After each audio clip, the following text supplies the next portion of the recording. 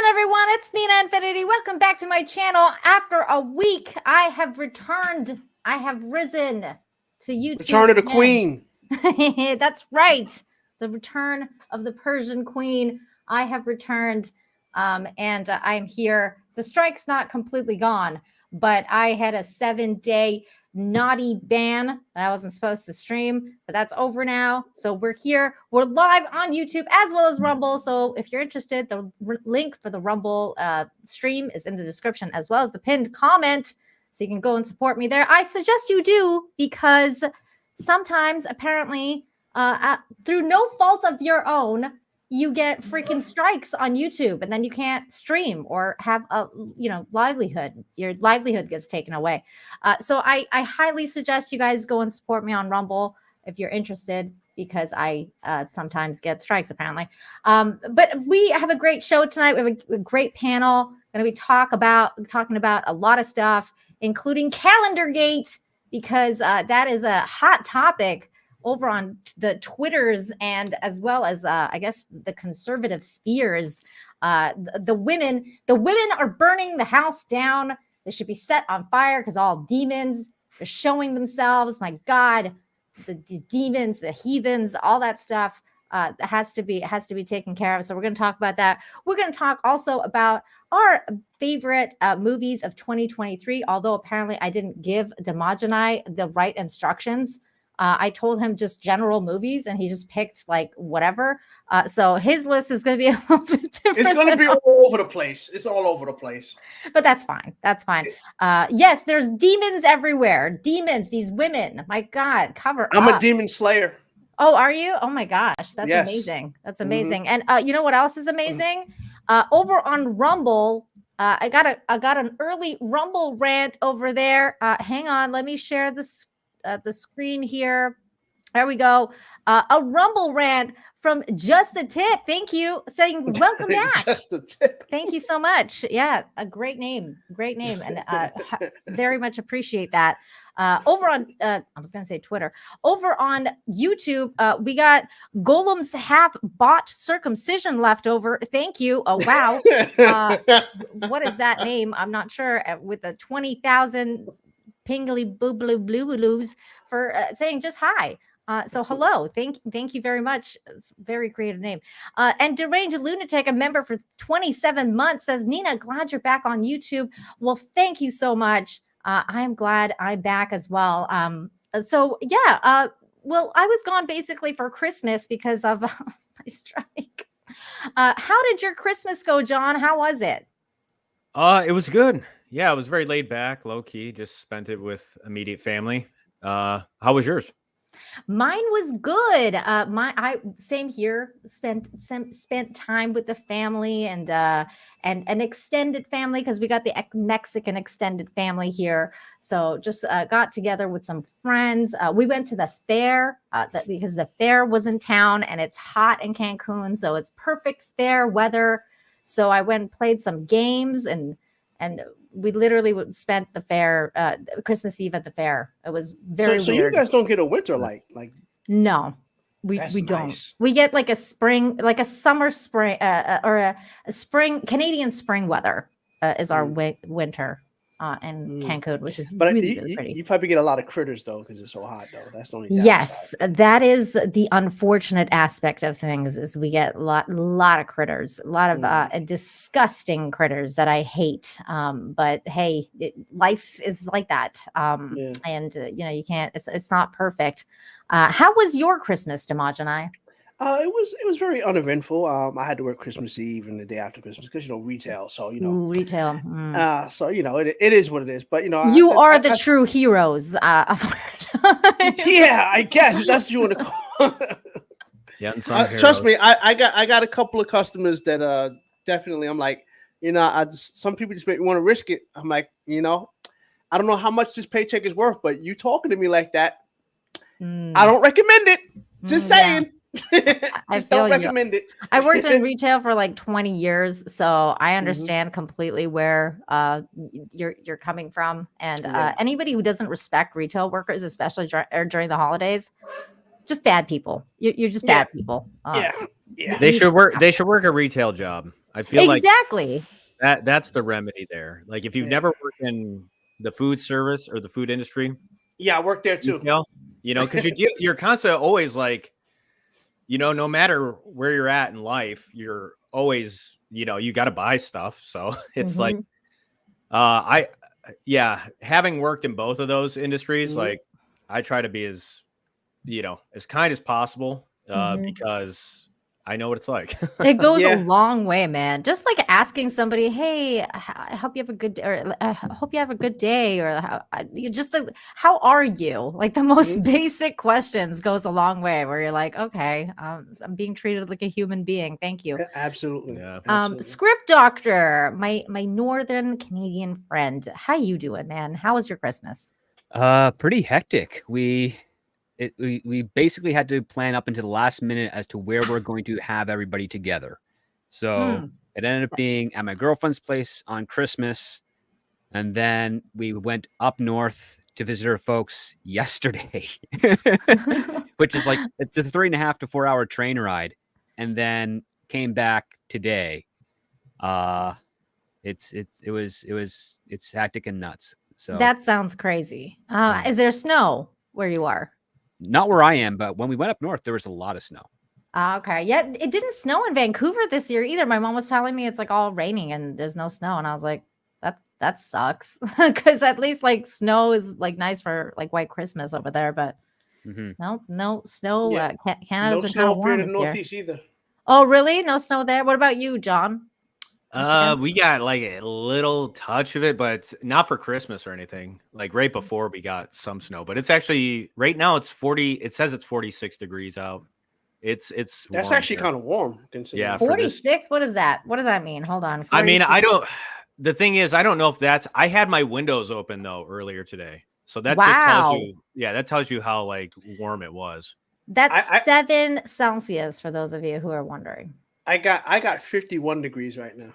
Wow. Wow. That's I mean that's really cold for me. Like That's I like warm, I right? feel like That's it's warm so for now. cold. I'm ready to go outside with shorts on. Oh my Yeah. god, that's hilarious. Big Raj is in the house. Big Raj sending in that super sticker telling everybody smash the like. Thank you, everybody. Please do what Big Raj says. He's smart. Thank you.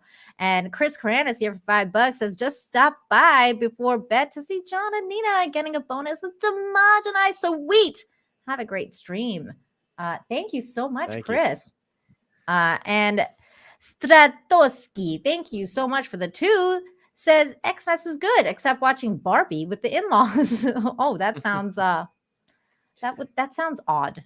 Although it's not one of those weird movies though that has like excess nudity. I feel like those are the ones that are the most awkward to watch with your parents or in-laws, because you're like, Yeah, What that's would pretty be bad. what would be an odd movie to watch with your in-laws or your family? You want me to tell you what was an odd one to watch with my parents? It was The Fly.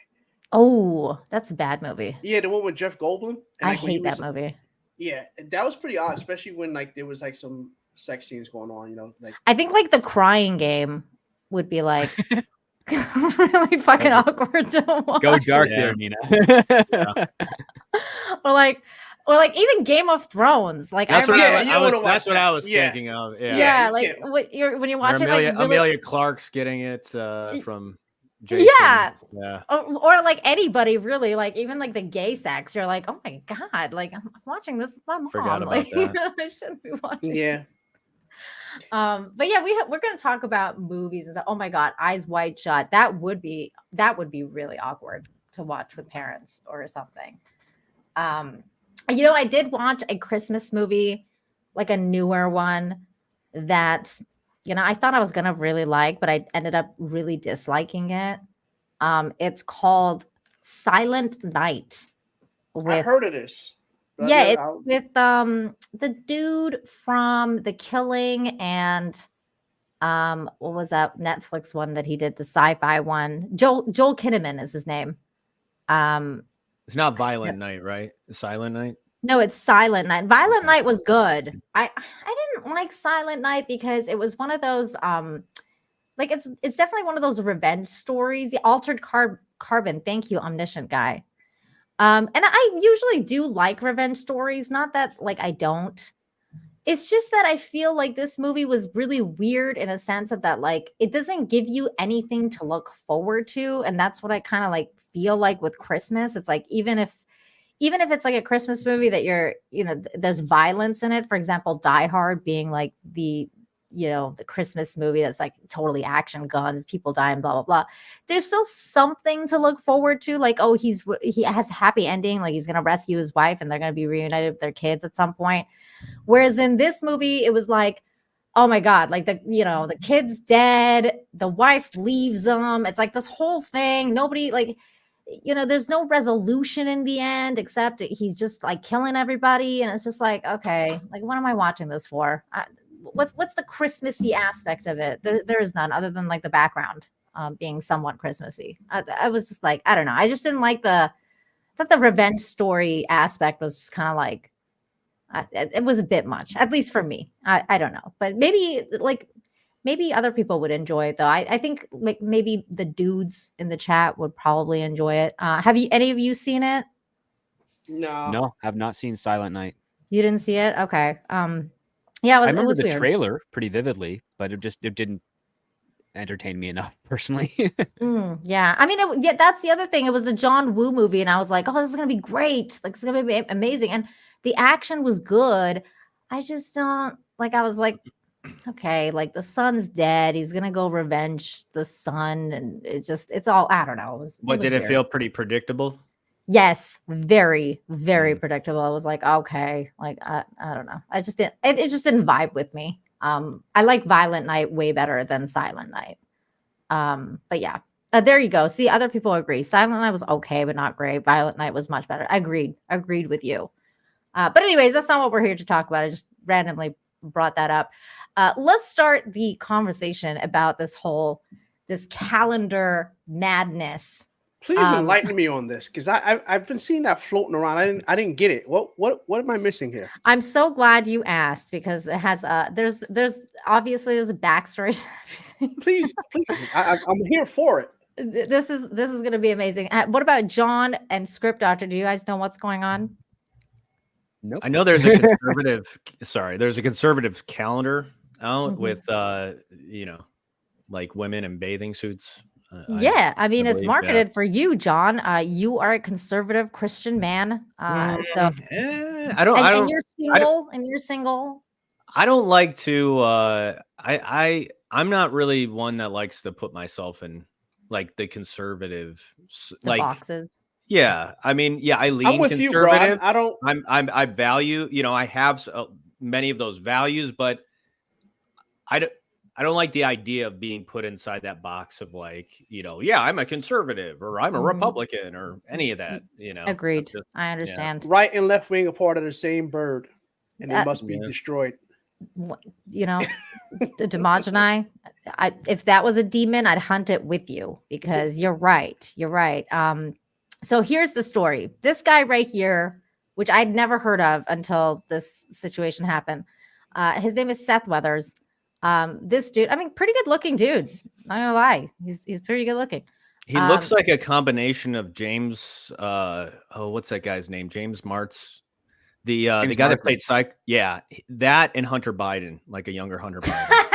Ouch. Damn. I mean, it's not the worst combination, I guess, but wow. No, that was not like minus the crack, I guess. I don't know. I said a younger Hunter Biden. Yeah, that's true. Like before the crack, I guess. I don't know. I don't know if that's not a good compliment, John.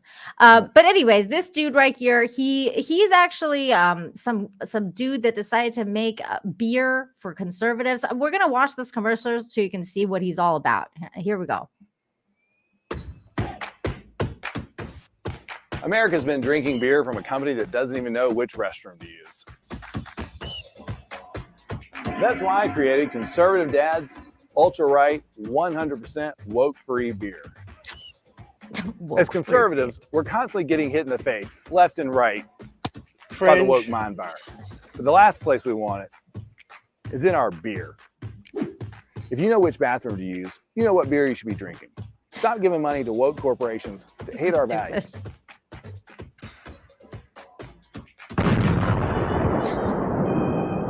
And to the rest of you woke corporations, stay the away from our kids. So, I mean, clearly this is his gimmick. Like he's leaning hard against the woke stuff. He's going, he's doing this thing, and there is a market for it. There's a market for it. I mean, he's got 27,000 likes on that post, so it's there you doing go. pretty good. Yeah, 47 million views. impressions. Yeah. And also like he's not the first. I mean, the Daily Wire did something similar too. Like I think they brought out like chocolate. They did the chocolate. They did what else? Well, they did that movie, The Lady Ballers, too. So that was basically like the Lady Ballers. I didn't watch it, but I mean there is a market for this kind of thing, which is fine. I mean, I'm totally fine with it. If you want to grift off the the anti-woke situation, I think that go right for it. This is what capitalism is all about, man. Like if there's a market, make that money. Exactly. If you can do it. Yeah, exactly. I mean, I'm all for people making their money, but I gotta tell you, like me as an individual, I hate that word woke now because it's used the same way that they use Yahtzee and everything else on our side of things. And when I say just anybody who's like common sense thinking, they call you a Yahtzee, and anybody who doesn't know what bathroom to go into, they call woke. It's dumb at this point. Like it's overused to me. So that to me, that's the cringe part about it. I get if you want to make money off of it, but hey, do it. Me personally, it's really just the message. That's what it is. It's that message that they're putting out, and I don't know. Yeah, and I mean, I agree with you because I think that the word woke is overused, and I try to clarify what that means whenever I'm talking to, like, especially someone new. I'm like, okay, what does woke mean to you? Like, because we got to establish the definition because it means something different for somebody else. And I think he's like Tuxter is right about this. He's taking advantage of outrage culture, and why not? And that's exactly it. And so. With that same line of thought, he decided to come out with a calendar with some conservative ladies in the sphere, specifically a few, including Riley Gaines, I think was the main center cover, or like the cover of the calendar is this lovely lady. And I don't know if you guys know who she is, but she's the one that was kind of canceled by Leah Thomas and that whole situation with the whole that men should be allowed to swim as women kind of situation. Oh, yes. Okay. Oh, she's the swimmer. Yeah, she's the actual swimmer lady that got basically, railroaded because of the other person that wanted the prize and all this stuff. So that's how she became famous. And she decided to, help out with this. I'm not mad at that picture though. Well, you're not, but some people are. Some people are very mad. They're calling this calendar demonic. How? Specifically, that's a word I think that is overused too. Like, like when Christians call stuff demonic, like everything's demonic. Like demonic's a pretty strong word. Like you could call this sensual, like lustful even.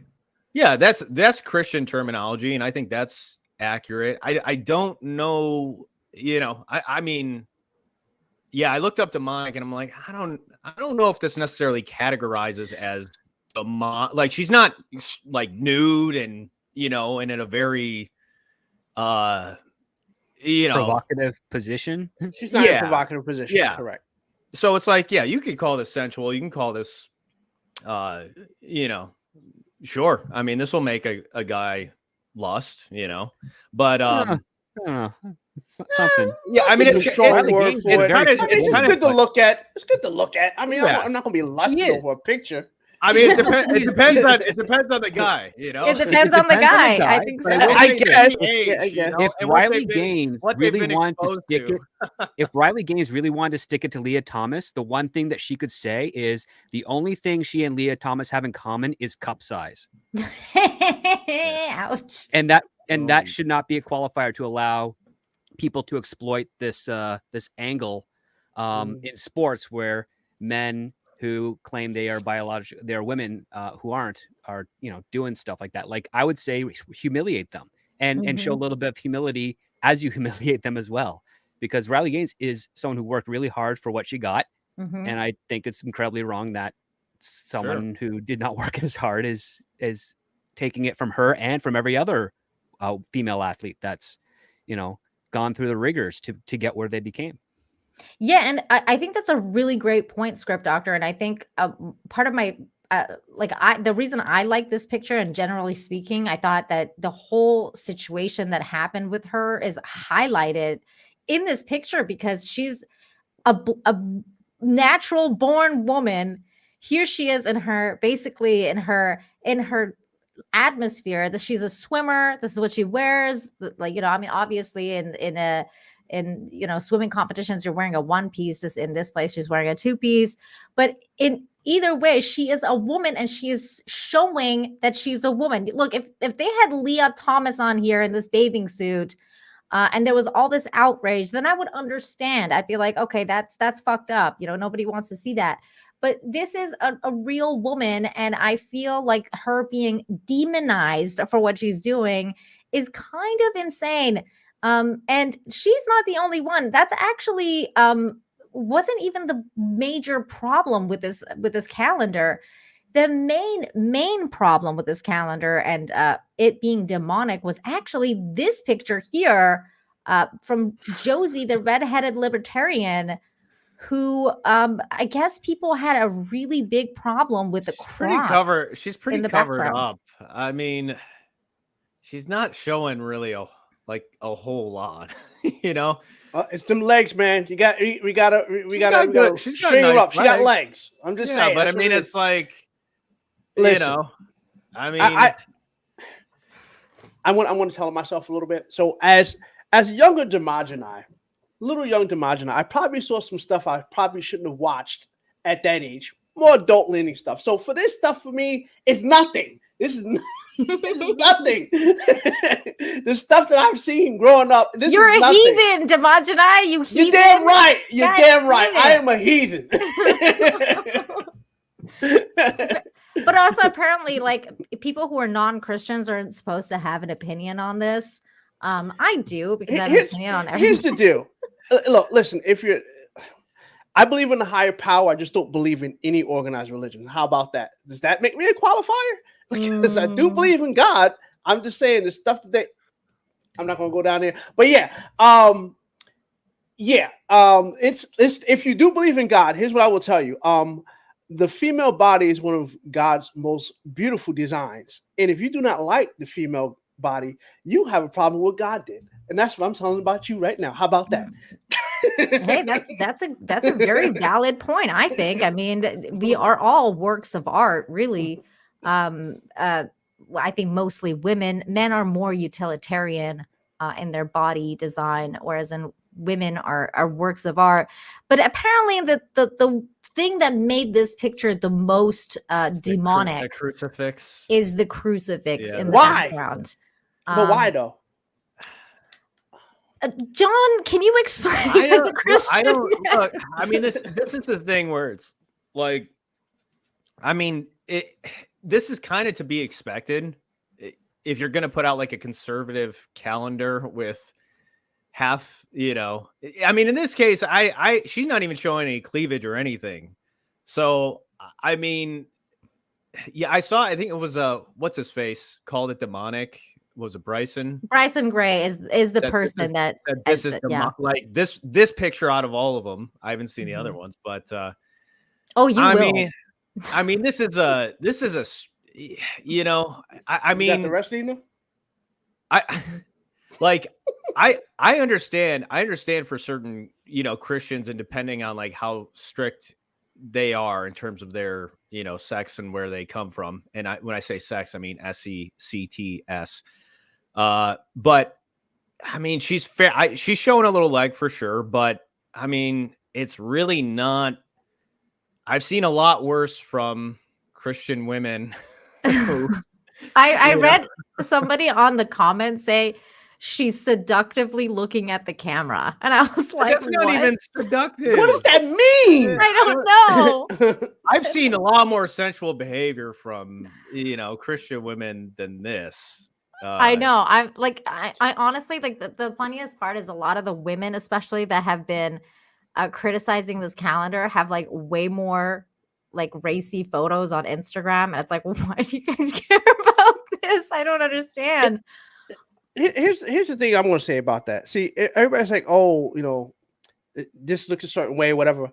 Do you understand that we are sexual beings? You understand? You see, if we don't have some kind of attraction to one another, male and female, the human race would cease to exist. Okay, so we kind of have to like each other's bodies. So I hate this whole thing that she looked a different way. She looks seductive, and what's that mean? What's that supposed to mean? I mean, I don't know. Maybe I'm desensitized, but I don't think that she's looking. Me neither. She's just looking at the camera like with a fairly blank stare. It's not like she's like touching her lip or doing anything that I know she's not even like seductive. Like she rose her leg, John. That is totally third base at physicality. In the world. She's showing ankle. Okay, like that is. He's in heels, dude. In Islam, like you would be killed if you show ankles. So she literally has the apron on. That's ridiculous. Unacceptable. You can't see a whole lot of form.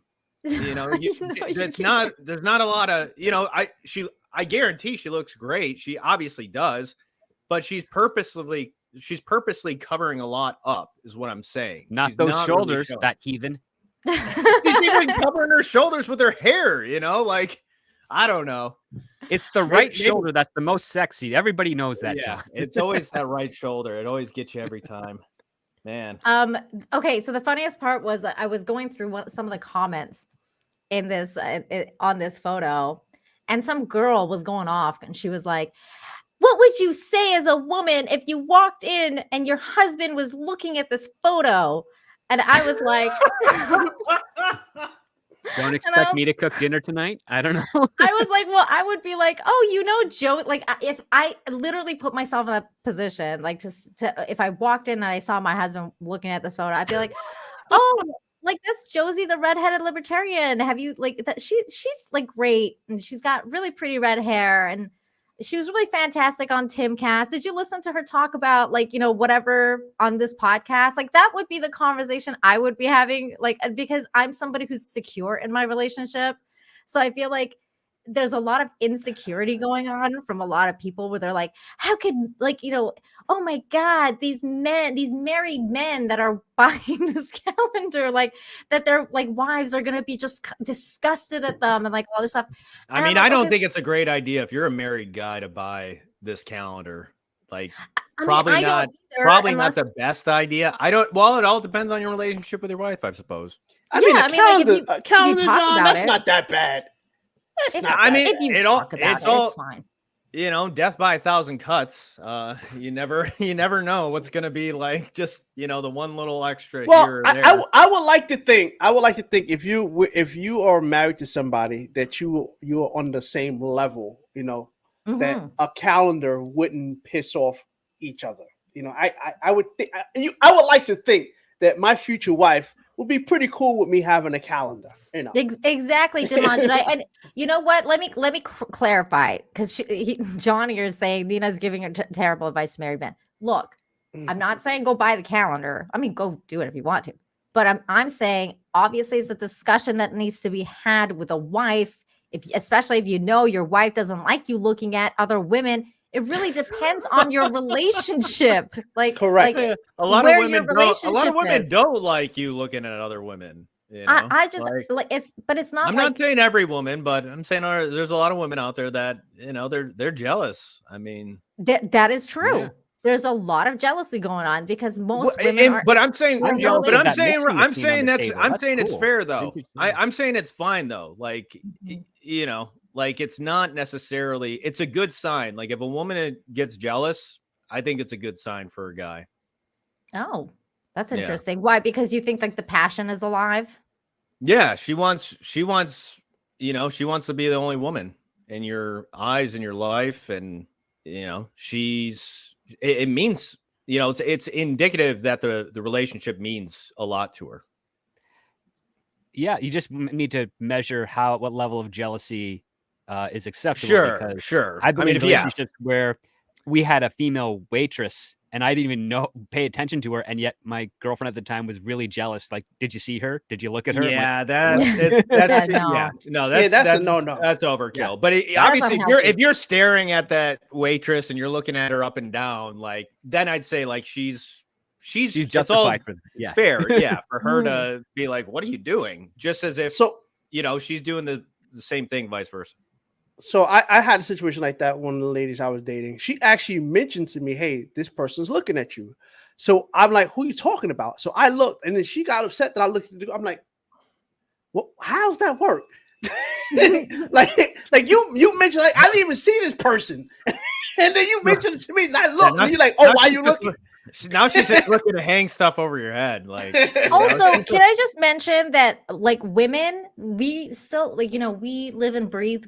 We're human beings as well. So, I mean, I think it's fair game if a dude, like a husband, buys a calendar like this for a woman to go and buy herself, like, I don't know, like well, a that's what I'm firefighter saying. calendar. That's like, what I'm saying. Yeah, Like, I got no problem with my once lady. you buy the calendar, now she can, and vice versa. It goes both It's a ways. calendar though. Like for instance, like I have Anna's calendar, right? Like that I supported my friend. That was more me supporting my friend. That's You're a heathen.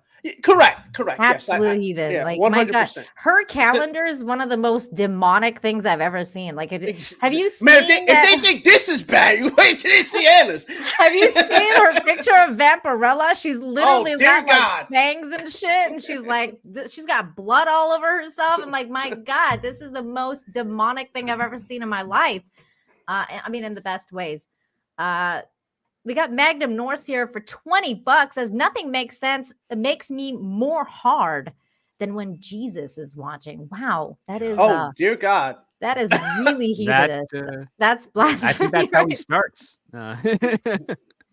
Well, he's always watching. Like, isn't God always watching you? Isn't that the whole thing? Yeah, that's why exhibitionists are very religious. And then we got 200 Watt Studios for $2. Says Riley is double demonic. Wow. Thank you for that. And then also for $2, Josie looks perfect in the kitchen as she should, as it should. Now, here's the thing about this kitchen picture as well. The cross, this is her kitchen. Like, this is where she lives. And apparently the cross was part of her decor. Like, it was always there. And so when they went to do the photo shoot, and some of the people were like, "Oh my God, I can't believe that you have a cross on the wall." The guy, Seth, that went to do the shoot was like, "Well, it would have been really awkward for me to ask her to take this religious symbol off the wall so that we can do the shoot." That would have been stupid. Yeah, and he was like, "I think we would be having a different conversation if I had actually asked her to remove the cross." And I think he's right. I think this would be a totally different conversation, because it's disrespectful to go in somebody's house and be like, "Hey, for a bikini photo shoot, can you take your religious symbol off the wall?" Like, that's kind of fucked up. So they did this like very kind of like in a natural setting then. So these are like in their actual places that they be, which is pretty cool then. So then I really don't see the problem with this, because it's like, okay, that's her house. Like, that's her house. It's her kitchen. Like, you know how many people's house, like my best friend, got rest his soul. He was Puerto Rican and heavily Catholic. So that you go to that house, it was crosses everywhere. I'm like when I go to his house, I'd be like, "Oh, you got to take that down." Like, that's stupid. Like, you don't, that's, I don't know. But even if, like, some people are saying there's photo editing, and I mean, even if you did that and you edited the cross out, I mean, especially without her knowledge, she would be I would be insulted. Like, if I was that would be insulting. That's insulting to take out my religious symbol from my wall. I'd be like, what the fuck? Like, that I didn't agree to that. But here are some of the other photos, just so you guys can see. There's a couple more racy ones. Like, I think I'll be the judge of that. I think this one is probably the raciest one out of the whole bunch. I think. Hold on. Let me blow my screen up. Nah, that's nothing bad. I mean, she's showing cleavage. That's the problem there. Let's see. I think she's more seductive though, because she's got the lip action going on. Like she's like putting on lipstick. Oh yeah, I mean, hands down. Mhm. I mean, that's not. You see like you see thigh action here. Like obviously you see some ankle. Like Wearing the Daisy Dukes. Yeah. Yeah, like you can. I think this one's probably the most raciest one, and it's not even the one that people are freaking out about. Let's see. There was other ones. There is. Let's see. Okay, so she's Miss January. Let's see. Where's all the photos? Hang on. We got Riley, and then he tweets himself, and then puts other photos, and then I'm like, I don't know. I don't understand why you don't just share the whole thing. Okay, here we go. Let's see. This is Josie's, and then there was hang on, let me find the other one, because there's a couple that were like not racy at all. There was Ashley Sinclair's that some people were saying that was way too racy, but apparently Ashley's is like she's actually doing like the Dylan Mulvaney photo shoot. So she's like actually trying to be him. This is somebody else. This is Dana with her guns. I mean, it's very conservative. You have no skin showing here. I think her breasts are just popping right out, No. That's true. I mean that's like, yeah, I mean, it's like, I mean, she's got her painted nails that are red. I mean, is that blasphemous? Like, is that like she painted them with the blood of her enemies? I mean, it's fine. Yeah, depends on which church you walk into, I suppose. But here is Sarah Gonzalez looking beautiful. Yeah, I mean, that's very, on fire. That's pretty tasteful, I'd say. Yeah, I mean, you can't. These are not like barely any cleavage. Yeah, I mean, definitely not like your Sports Illustrated swimsuit edition. Oh, this is the other one here. Brittany. There was another one. So I'm still trying to find out the problem. This is another one. I mean, this lady's got the midriff. She got some curves. Curves too. I feel like that's really blasphemous. Who, me? Her. Like she gonna set everybody on fire, man. Like, look at this. This is some demonish shit going on. Let's see what else we got. We got look at that nice car. Looking at the car, the car is way nicer than the girl. Like, wow. This is setting the internet on fire, guys. I mean, okay, here we go. This is Ashley's. She recreated this one. That looks like AI. Doesn't even look like. Looks like a little AI in Photoshop. The hands, she got good hands though, so it's not AI. That's funny. There was doesn't another one. Doesn't it look not even real? Maybe it's because a lot of editing going on. Like clearly, there's airbrushing, airbrushing and stuff. There was another one of her, I think, in a bathtub that was very scandalous. This is Kim's. She's showing her backside. She's sticking her tongue out too, I think. No, there's no tongue. She's just smiling. Yeah, I mean, this is about as tame as a calendar can get, I'd say. There's a lot of ankle action, guys. I don't know. I don't know how I feel about all the ankles. There was another one where this one girl was like in a bathtub. I don't know where that one is, but that one was kind of racy. Other than that, I think that's it. That's the photos, the ones I found, anyways. Here, let me click on. And this is for 2024. Yep. And also, by the way, I should note that this calendar wasn't even like a thing until Bryce and Greg called it demonic, and it made it a big deal. Then he blew it up. Yeah. There's Ashley. Real conservative dad's ultra right beer. Like, she's just putting into it. She's like, I'm just gonna set the internet on fire and be a demon. Because she was like, do you guys want to see something worse than the calendar? God. There was another She's- funny she's tweet funny. she had. Yeah, there was another funny tweet she had. What was it? I was like dying because she's like, she was like, going to stand on the corner of 42nd Street if anybody would like to burn me at the stake and see if I float. She is funny. She's great. Yeah. Yeah, there's a lot of interesting conversation going on. And I guess the main topic is I guess the level of modesty. And I think that's one of the reasons that I have such a problem with these conservative, like, extremist values, because it always kind of reminds me of Islam.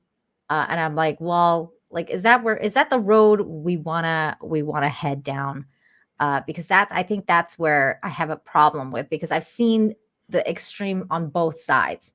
And that's where I have such a dichotomy. Actually, there was another really funny tweet. Let me pull that up. This one's by Royce. And I thought this was hilarious because this is literally what I thought of. This is the representation of the argument with the calendar. And he says this photo is the perfect analogy for Calendargate. What trad guys thinks conservatives want versus what they really want. And it's like that. I think that's where it becomes like a silly argument, because that's where Islamic women are told that you have to cover up and modest because of modesty, because of religion and all this stuff. And then you have the West, where you have Christianity, and Christianity has always been more about the idea of freedom and how you shouldn't judge other people. And there's a lot of good values in that. But if you take that to the farthest extent that you could, then you kind of get that liberal ideology as well, where we're having problems now with the excess porn and OnlyFans. And, it's definitely a weird thing, right? That you have to think about. So I think that's where I have a problem with going with extreme terms, like you said, John, like demonic being such a extreme term, and where you draw the line. It needs to be Everything is balanced. Yeah. You need to have balance. You should be able to have a little bit of smut TV and a little bit of conservative, and just make a nice blend. Well, here's the thing as well. Here's the thing that, like, on the one hand, like, if you're a Christian, you have to understand that conservatism, the conservative, like, aspect out there is not Christian. Like, they're not all Christian. Conservative doesn't equal Christian, and Christian doesn't equal conservative. And so, like, within that group, there are people that have different ideas. Like, they might be more conservative in terms of, like, how they think of economics. Sure. Mm-hmm. That might be the thing that they adhere to more when it comes to politics and so on. So, you can't expect, like, if you're a Christian, you can't expect everybody else to have your values. And even, within the realm of politics, and even under the conservative umbrella, you kind of have to understand that, look, not everybody's going to be maybe as or see things like you do. But I think even, within Christianity, there's like the two extremes. And so, of course, like, biblically speaking, like, yeah, you should be, the idea is modesty, and not like attracting all this attention to yourself and wanting people to, lust, right? Like, that's the thing. Like, I don't think it's a problem if people, see you and say, like, oh, okay, like, yeah, that's a nice looking woman. But there's a difference between, now is a woman dressing to try to entice men. And I'm just saying this is within the realm of Christianity, as I understand it. That's really the question that I think is at the heart of modesty. So, yeah, I think that, obviously, I think Islam is one extreme, and then we have on the other extreme, you have just the idea, like, hey, free to do anything and dress however I want. And so I think there is that balance within Christianity where it is, it's somewhere in the middle, I think. Yeah. That's at least my perspective on it, though. But how about you, Script Doctor?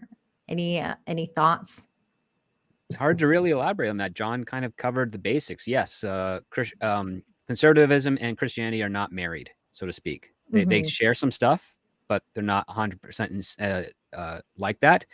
There are people in very non-religious favored industries that are either deeply conservative. So yeah, that has something to be acknowledged when it comes to this type of discussion. Definitely. Russell Hallford too says not everyone's is a work of art, Nina. That's true. I mean, like Lizzo, I don't know. I don't know if I would count her as a work of art. To somebody out there, she is. That's true. I guess beauty is in the eye of the beholder, as they say.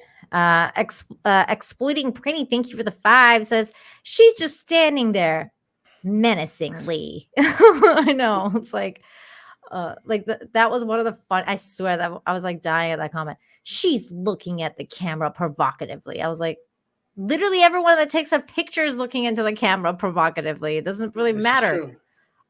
Huge ass, thank you for the member message for 9 months. Hey Nina, glad you're out of YouTube jail. Thank you. Still have the strike, but I'll be able to stream again. Thank you for that. Power Keg Greg, thank you for the $5. That's huge difference between Satan putting stumbling blocks in people's lives and the Antichrist being supernatural charged by Satan. You know, it's weird because having this conversation, like I was talking to my husband last night about this, and we were talking about like our definitions of demonic. And I was like, you know, like I could easily make the argument that I think, you know, people like, let's say Hillary Clinton or like Condoleezza Rice or like any of those weirdos are like demonic because of like their positions of how much they've done to society and like how many lives they've taken through war and, you know, that kind of thing. Like I can easily, you know, or anything that is involved with pedophilia, I could be like, yeah, that's demonic. Because I think that there's a disconnect with human consciousness where it goes into when you're talking about taking lives or sexually abusing kids or whatever, that crosses the line into becoming a demonic thing. And I think that I'm perfectly comfortable with saying that thing is demonic. But when we're looking at pictures of women and then I'm hearing the word demonic, again, it personally triggers me because I was told that asking questions is demonic in Iran. I was told that, you know, you talking about, you know, God or even Christ or whatever is demonic. I was told so many of these things that are just regular parts of life, just questioning anything was demonic. So I have a problem with the term demonic when it just comes to like, oh, let's look at this pretty picture of somebody. Oh my God, that's demonic. It's just that the words have meaning and power. Huge ass, thank you for the toonie. Says if boobs are wrong, then I don't want to be right. I think I'm with you. I agree. Yeah, I'm with you on this one. But okay, I think we've spent enough time on Calendargate. That is the issue. And I guess I feel enlightened now. Now I'm gonna have to buy that calendar. Okay, yeah. If you do want to support the calendar, oh, by the way, apparently all proceeds are going to some charities, including Riley Gaines's charity and a couple other things. That the Seth guy was saying that all the proceeds are going to charities and things like that. So if you're interested, check out his Twitter. It's on there. I forget what that guy's name was, Seth Weathers. And that's it. There you go. If you want to get it, go for it. If you don't. I have no affiliation to any of this, so I don't care either way. If I was gonna buy a calendar, I'd buy Anna's calendar personally. My friend Anna also has a calendar. Actually, you know what? Let's pull it up. I have all 3. Do you? You heathen. Yep. Well, I have 2. The third one hasn't come yet. Yeah, she's shipping those out soon. Let me see. Okay. That Star Wars girl, that's not the cosplay calendar. It's the bikini calendar this year. There we go. Star Wars girl. Bikini calendar. What is it not live anymore? What happened to it? Darren has it up in the chat. He does? Oh, thank God. Thank you, Darren. Go, Darren.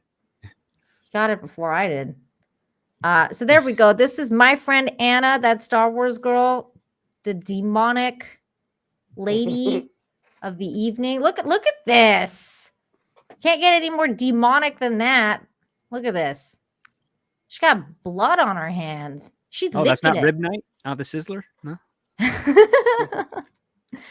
She got boobs. She got blood. She's licking her fingers all provocatively. She's looking at the camera with the sexual. They're looking at the camera part. That's the funniest part about it. Yeah, if you contrast like Anna's calendar to anything that we've just seen, like, Yeah, Like- this is where the real outrage should be. like I know. but this too is like the idea of like a swimsuit calendar. Like this is what comes to mind when you think of a swimsuit calendar, so Mhm. now they weren't were they calling that calendar a swimsuit calendar? I The don't think so, conservative because one? not everybody was. I think it's called the red, white, and blue calendar, or it was called the American okay. Dad calendar or something like that. Yeah. Hold on, let me go back to it because I'll tell you exactly what it was on the website. I believe it is the dad. What was it? Something American Dads or something like that. Oh, here it is. Conservative Dads calendar. Yes, I'm 21. I mean, like, please enter your age or whatever. Okay, I'm 21. To see Hold on. these covered up women. Well, he's got like what's it called, beer on his website too. So I guess that's why they want Yeah, 'cause that's gonna you're stop a 21. teenager from getting beer. Yeah. I grew up in Brooklyn, man. You go right to the bodega and get some. Conservative Dads, Real Women of America. That's what it's called. Yeah, these are the sneak peek pictures, which we basically saw. I think there was one or two that I missed. Oh, there it is. Ashley's with the bathtub. This one was setting people off. So Wow. like, oh my I mean, God. she looks like she's fully clothed in there She too. She is. She definitely. I think she has a nightie mean- on or a bra. Yeah. I'm pretty certain that nobody in these videos, photos are nude. No, nobody's nude. Yeah, this is the other one from Riley where she's like coming out of the pool. Yeah. That's it. I think I might have to support this calendar. How about that? There you go. Yeah, and because it's not a swimsuit one because as you can see, like not everybody's in a swimsuit either. I think Josie was saying their theme was red, white, and blue for her anyways, and that's why she wore the red, white, and blue situation. She wore a white dress and a blue heels. Yeah. So that's it. I mean, it's pretty tasteful. About Yeah, as it's not tasteful as that bad, calendar man. It's get. really not. Yeah, it's Nah. Oh, wait. Let's go back to Anna's and judge her a little bit more. So fine. Anna, she got Nina- that. Nina is, heathen. Look at this heathen. Oh, I She's didn't got know that red one was hair and good. That's pretty everything. Oh, right, Red Sonja. That's This is yeah. Red Sonja. She's got whoever did her photography too. Did a some great dude job. named Dylan. That's all I know. She stole Conan's sword there too. That's that looks like it's the That's what I was thinking. Yeah. Yeah. Apparently, this is like an authentic sword. And she was saying that in picking out this photo, people were complaining that her boobs are covered. But she was like, I don't care. I wanted to show off the sword because her sword was more important than the boobs. I love the devotion to the that sword is really cosplay. dope, though. yeah. I like that sword. Yeah, it's a great sword. So there you go. Look at this demon. She doesn't even have eyes. My God. I think that's Lady Death. Yeah, you need Yeah. to send Anna's calendar to Bryson. He's I gonna you know what? We really should. Gonna get it blown up. Yeah, we really Anna gotta just needs to call herself conservative for a minute and Oh, dude, You I know. swear to God, if Bryson Gray tweets out Anna's demonic calendar, she's gonna get like she's already made what $100,000 on this thing. She's gonna make like $200,000. No problem. Yeah, she's got 109 on it right now. She could actually just rebrand this like Own the Cons, buy my calendar. Yeah, totally. She should. Oh my God, they would lose their ever-loving mind over the Lilu one. Look at that. Got the under boob. So much heat. Just heathen I'm seeing everywhere. way too much Amanda than I'm comfortable with right now. This one's tame. So Sailor Mercury is tame compared to the other ones. There's her as Marilyn. So yeah, go and support that Star Wars girl. Her demonic calendar is fantastic. Matthew Chambers, thank you for the $10. Says, glad you're back, Nina. I've missed your giggles. Oh, thank you. I'm going to tell the story very soon. As soon as the strike is out, there will be stories told of what exactly happened. Mr. Perfect, thank you for the $1.99. I have lust in my heart for Nina. Wow. Thank you. I appreciate it. Gangster. I think. Oh God, I don't know what to say to that. Okay, let's talk about our movie lists because we have here we go. movie lists. I can't wait. So as you guys know, okay, wait. Maybe I should tell the story like really briefly. So what happened was really briefly. I'm going to tell you guys the story, and then we'll start with the movie lists. What happened was. As you guys know, I do a show called Infinite Hope where I balance out this crazy show on Fridays at 2 p.m. Eastern. It's called Infinite Hope. I've done it for 160, I think 66 or 67 days now straight.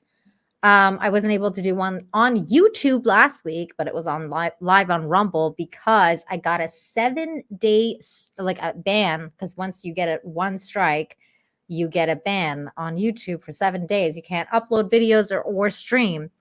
And the strike was a copyright strike, not a claim. It was a copyright strike. And it was given to me by a company who I'm not going to name right now, but I will name later. But they basically claimed a portion of that live stream that I'm guessing, because I still haven't found which portion it was. I'm guessing. They're not going to tell you either. They're not going to. Well, they told me the name of it that says like Animal Whisper 5 or something like that, which I'm guessing was one of the many animal videos that we watch near the end of the show when the stories are over. We always go through Twitter, and many people send me in cute animal videos that they see on Twitter or Instagram, and we just watch those, and I comment and I giggle as I'm watching them, and I just talk about how cute the cats are or whatever, turtles or whatever it is. And they claimed a portion of that. They didn't tell me exactly which part it was, but they claimed the whole stream. YouTube removed the stream, and my options were to basically two options: contact the claimant, send them an email, and also put in a official counterclaim to YouTube, which basically opens a lawsuit of sorts. For the other claimant to have to prove that I was in the wrong and I stole their content, and it basically would go to court if they decide to sue me of using their content. But if they don't respond back within 10 business days of the counterclaim that I put in, then the strike is taken away and YouTube has to reinstate the video. Now the shitty part of that is I still get the ban for the 7 days, even though I was in the right and I used fair use and everything, but I still get the 7-day strike. And currently I still have a strike. So I still have to wait for them to reply or not, which I'm guessing they're not going to reply, because that means that they would be taking me to court, and they're not going to do that because they can't prove that I didn't do it. It's just very painful. YouTube is broken. That part of YouTube is broken. Like seriously, like listen, I'm gonna say this to I guess it's not Mama Susan anymore, so Uncle Neil. Pay attention, Uncle Neil. Listen, this is a whole video sphere. So videos get shared by everybody. So once you put your stuff out on the ether, I mean, short of somebody saying uploading it and putting it up as it's theirs, it's fair use. You're morons. Mm-hmm. Yeah. I get if somebody's taking your stuff and saying, "Hey, I'm Nina Infinity. Here's my new video. Mhm. That's okay. You got a point there. If somebody's putting a video up, you are giving them free. What's the word there? Free advertisement, right? You are doing fair use. You're commenting on it. You're usually getting more people, more eyes on it. You know what? If I see somebody like, for instance, like Tyrone Magnus, he does a lot of reaction stuff. I'll see his video, then I'll go and watch the video that it came from. You know, and I'll go and get. That's usually that's how this works. It's not like, oh, you are taking money away from them. 9 times out of 10, especially when it's these big, ridiculous like Warner Brothers and Disney. Like how much, bro? Like how much money you gonna take that 5 cents that I'm getting? The 5 cents I'm gonna get. That's what you're worried about. Now, Dmajini and I get this. Now, this is the part of the story that like set me on fire. Like I was texting John being like, I'm so fucking mad. I don't even know. Like I don't know how to explain to you how mad I believe it. Became so angry. No, this part of the story, I haven't even told this part. So they strike me. I put in my counterclaim. Everything's gone forward. I have to wait, obviously. I get another email from that same company in another email of mine, not connected to this, okay? Not connected to my account. It's my email that is listed on my YouTube contact information. So they went and emailed me from their marketing department on that company's marketing department and was like, hey, we noticed you use some of our content and we'd like to get on a call with you. And if you would like, we would like to sell you our content so we don't claim you and blah, blah, blah, blah. And just basically wrote me this email of like an extortion email. Like, if you want this to go away, give us money. And I was like, literally, like, I was like Elon Musk. I was like, go fuck yourself. Like, I was so fucking mad. It's beyond angering. Like it was the craziest thing. And a lot of people, I'm guessing, fall for it because they don't have the connections I have. I mean, I've had help from Nick Rekieta. I've had help from Ryan Kinnell. I know a lot of big YouTubers, John, and they've been through this kind of stuff. So they've helped me navigate this scenario. But I know that there's a lot of smaller content creators that don't have the access to this, and they do exactly. It's a mob extortion racket. And I live in Mexico. I deal with the cartel. Okay. I know how this shit is done. And it's literally like cartel stuff. It'd be like, hey, really bad. It'd be a shame if your YouTube channel doesn't come back. You know, I'm just saying. Yeah, just saying, you might want to buy this from us so that we don't claim you. Just saying, you might want to pay some money. This is one of the reasons why I'm very, very, very skeptic on like even showing like trailers nowadays. Like if I show a trailer, like I don't play the music. I'm like, I just skip. You know, I don't do. Like the only thing that ever happened to me is like I played a portion of My Hero Academia. I didn't have the sound on, and I just showed Deku powering up, and they claimed it. Now claim whatever, sure, whatever. But again, it's the point I'm trying to say. Short of me taking the damn thing and saying this is me doing My Hero Academia, why are you mad? You're getting somebody like me giving you another audience who might not have even heard of My Hero Academia, even though it's kind of hard not to know about it. But they're seeing it. Oh, well, maybe let me go check out My Hero Academia. We're giving you free advertisement. That's the thing I don't understand. Exactly. It drives me crazy. It drives me crazy when they do stuff like that. Yeah, it doesn't make any sense. So hopefully in the next 3 days, they won't respond to the counterclaim, and then it'll be gone away. And I'm gonna make a video, and I'm gonna call those motherfuckers out. We're gonna talk more about this when I can really talk about it, because I want to just rip into them. The bad thing about this is that it's a strike. It's not a claim.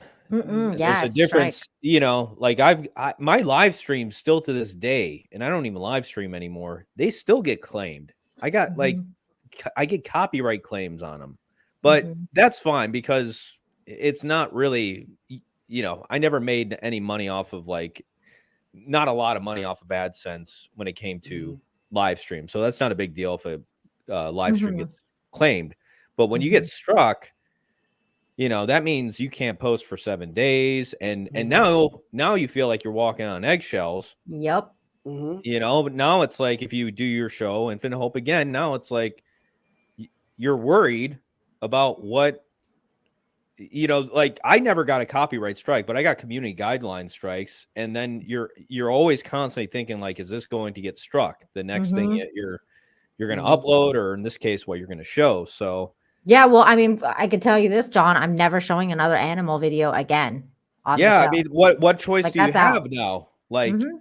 at least until the strike disappears, Well, but even after, even I mean, then, I thought about it and I was like, it's just not worth it. Like, I Yeah. understand that it's a really cute part of the show and everything, but it's just like, it's just not worth it for me. This is my It- livelihood. Yeah, Yeah. and you see, Uncle Neil, this is exactly what you did. You just now prevented somebody from doing something they want to do. And that's the again, this is the internet. Everything on the internet, everything that I'm doing, every single video that I do, I know somebody can take. They can take clip of it, whatever. I don't care, because you know what's going to end up happening? It's going to give people more traffic to me. That's how I feel about it. Now, again, short of somebody taking my stuff and saying that it's them, that's me, then we have a situation to talk about. Other than that, it's like you got people, like I've seen people had copyright stuff with, oh, your video was similar to mine. Mhm. Okay, so it's 8 billion people on this planet, and how many people use YouTube? Somebody's idea is gonna crisscross at some point. Yeah, I mean, yeah. how are you mad if it's not them taking your stuff? man, I've had people straight up just re-upload my content. I've seen Yeah, that, John. And it's like, and I like multiple, yeah, I've just seen it. And it's like, I don't even bother, like, because at the end of the day, they're not, their videos will do okay for them, but it's like, I'm just not even going to bother, because they're not, ultimately, they're not really taking away views from me, and they're not really taking Mhm. away, it's like the odds are too that the people who watch their video are going to stumble across, my video or whatever. It's that's what just I'm saying, 100%. Mhm. like, by the time my video's already gotten so many more views, it's just like, whatever. I I mean, mean, I've it's seen not a winning strategy if you're creating a YouTube channel. You're much better off doing your own original content, but I've whatever. seen people do that to John's videos, like, on Twitter. Like, they Oh steal yeah, his video yeah. and then they upload it on Twitter, and that's why I'm like, "Dude, you gotta start putting freaking watermarks all over your damn videos, because it's just Well, really annoying to see that." the thing is, the reason why I don't do anything about it is because I'm constantly using other people's content in terms of memes, Sure. and so Yeah. I'm mashing up other people's content, and It's so like, take a penny, leave a penny. You gotta in a do it. Yeah, sense, that's how I see it, because and I try to make sure that at least if I am sharing memes, that people can see who posted the meme if they watermark the meme. But Mhm. at the end of the day, it's like, whatever, like, Yeah. it's all out there. Let's all just share, use it. I mean, I I love mean, that attitude, John. Like, I it may, think that that's a really good attitude to have. now on the one hand though, like, I am putting stuff together, like Sure, some you're of these doing the videos work. that are getting shared, and so for somebody to come, be on Twitter and just like re-upload something, it's just kind of like, at least give me credit. But Yeah, I know. I always whatever. anytime I see it, I'm like, "You know that video is from John Yeah, Talks. Give I've at least seen it. fucking give it credit, I've motherfucker." I've scrolled through Twitter, and it's like like literally my entire video, no changes made whatsoever. But whatever, it's just like, I'm not gonna, if somebody can monetize it, good for you. Like, go at it. Yeah, it is what it is. But yeah, so that's the story of the strike. Now you guys know, you're gonna know more about it as soon as it actually goes away, which I hope it will. I will make a I video. hope so too. We'll talk about it more. But let's move on to the lists, our movie lists of 2023, even though I told Dmajini not 2023 for some reason. So you will be getting some good and bad recommendations. Take it for what you will. As always, I think that everybody should watch whatever it is to make up their own minds. But then again, it's also nice to have like a worse list of people, or like from people of movies to not to avoid, because time is valuable. So I do appreciate having lists like that. Mhm. Let's start with John. John, what are your best movies of 2023 and your worst ones. Well, the problem with the worst is I don't like once I hear a movie's bad, I don't watch it. I'm sure that's the same thing. I had the problem too. I'm sure I'm sure the Marvels is terrible. I'm sure, you know, a lot of these movies that have come out are terrible, but yeah, I'm trying to think of any movies that I rented from 2023 or I watched and I'm sure I did, but they were probably so forgettable or so bad that I just don't even remember them. But as far as I'll talk about we'll just talk about the top three. So number 3, Oppenheimer. That was I thought it was really solid. I mean, Killers of the Flower Moon is probably right there with it. Did you see Killers of the Flower Moon too? Yeah. Oh yeah. Did you like it? Oh, I thought it was good. Like it wasn't Scorsese's best by any stretch, but it kept me watching, kept me it's better than most of the films coming out today. Does it make you want to kill yourself? Yeah, I mean it's one of those movies you watch it and you're kind of like, in one way you're like, well, why was this movie made? Of course it's made to like inform people. It's kind of like Schindler's List, where it's just something terrible that happened that we probably should be made aware of, but it's just such it's definitely not a feel-good movie, I would assume so. Yeah, okay, all right. Great performances though, like really good direction, but it's not is Leo gonna get another Oscar this year? He might get a nomination, but I don't think he'll win. Do you think he did better than Cillian Murphy in Oppenheimer? No. Now don't get me wrong. I think Leo's performance is great in Killers. Like I think he just seems to get. I don't want to say better with time, but he's making that case for himself that I am one of the best actors of the modern era, hands down. I think he's making a good case for himself, but I think Murphy was incredible in Oppenheimer. Yeah, I agree with you. Okay, so you went with 3 Oppenheimer. Okay. Yeah. 2, Beau is Afraid with Joaquin Phoenix. That movie I think I've heard of this movie. That movie blew me away. It's by what the heck is the same guy that did Ari Aster. Ari Aster. I don't know why I couldn't think of his name. Yeah, he did Hereditary, he did Midsommar, but oh my god, you love that guy. I hate that guy. Yeah, this is a movie like my 2 top picks. Like people are probably gonna be you're either gonna love them, you're either gonna really like these movies or hate them. Oppenheimer's kind of a safe bet, but sure. But Beau is Afraid is just like I actually wound up watching it a couple times because there's just a lot going on in that movie. And the one thing I really loved about this film is I had no idea where it was going. It is completely unpredictable, and there's just a lot going on in this film, and it's outrageous at times. Is it a horror movie like his other ones, or is no? It's kind of a comedy, maybe / horror. It's got there are some horror elements in it, but it's not really. It's more of a.